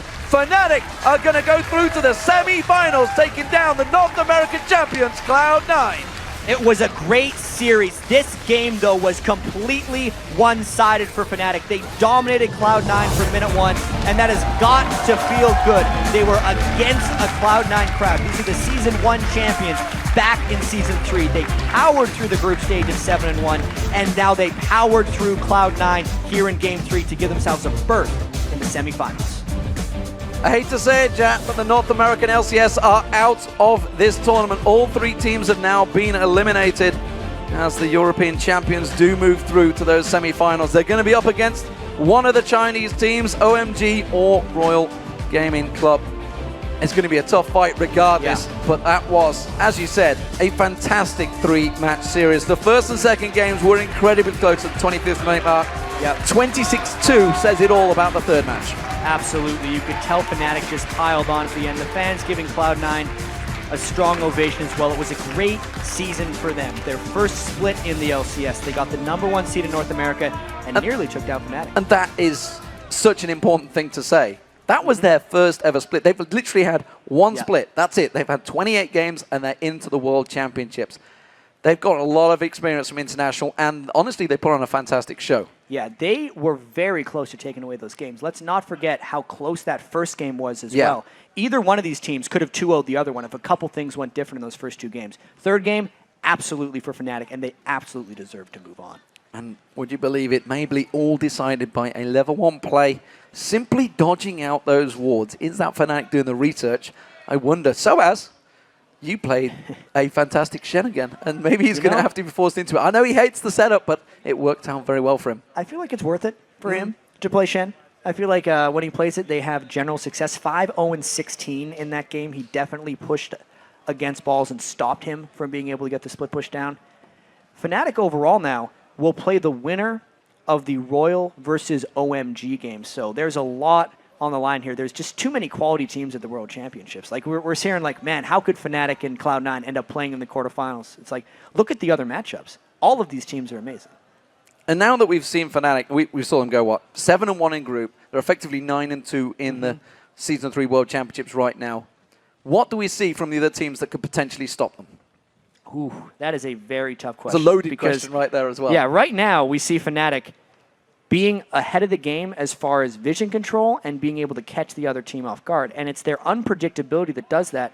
And as far as all the teams in Europe know about this, you only really experience Fnatic and learn how to beat them by losing to them a bunch, because you need to learn how to deal with it. No other team plays like Fnatic does. So how do you prepare for that? There's no scrim opponents to deal with Fnatic.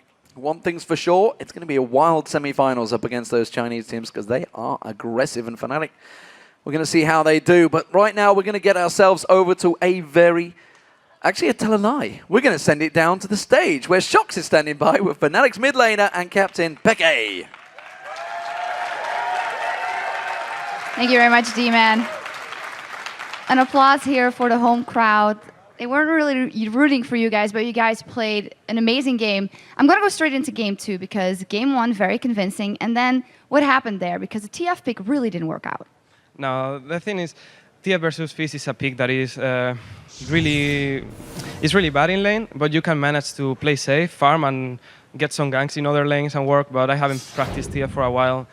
So I didn't really know the damage he would do on me, the damage I could take and everything, and he just killed me one-on-one. And after that, it wasn't over, but their setup was so much better. They had Rumble, Nocturne, and Fizz, which could go in on me or Puszu and one Sada. So their setup was better, and we lost early, so it was for sure over after 20 minutes, I think. Why the choice to go for that setup in contrast to what you went for in game 1? Was it kind of like, we got this anyway, or?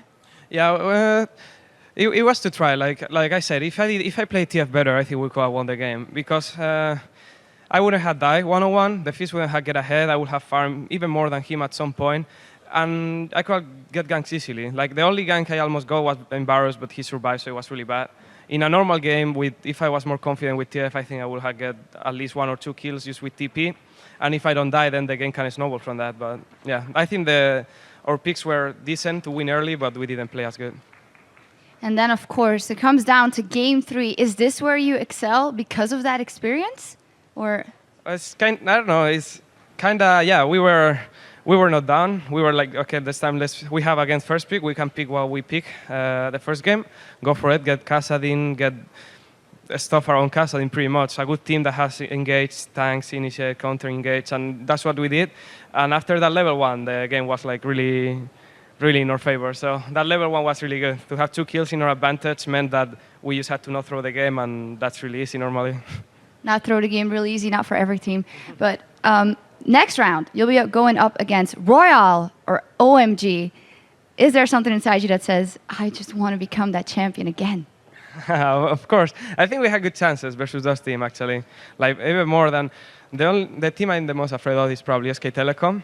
But besides that, the other teams, I think we have a good chance. They are not worse than C9. C9 is a really good team, and I think the Royal or OMG will play same as them. Maybe a bit more crazy, because they go aggressive all the time, but besides that, I think they are a strong team, and if we beat C9, we can beat the rest. Okay. Finally, I know a lot of the people in the crowd are rooting for C9, but so would you like to say anything to your fans? Yeah. To that one with the Fnatic one, and to that one, only the 2 fans. No, to whoever that support Fnatic, and who doesn't is fine as well. Thank you for being here.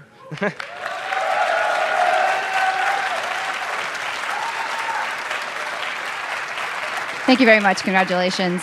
All right, we have to step away for a second to reset the studio for our second quarterfinal matchup of the day, Gambit versus Najin Blacksword. Plus, the guys at the desk will break down the biggest plays from Fnatic's quarterfinal win and make their predictions for who will join them in the semis. Stick around, the Season 3 World Championship will be right back.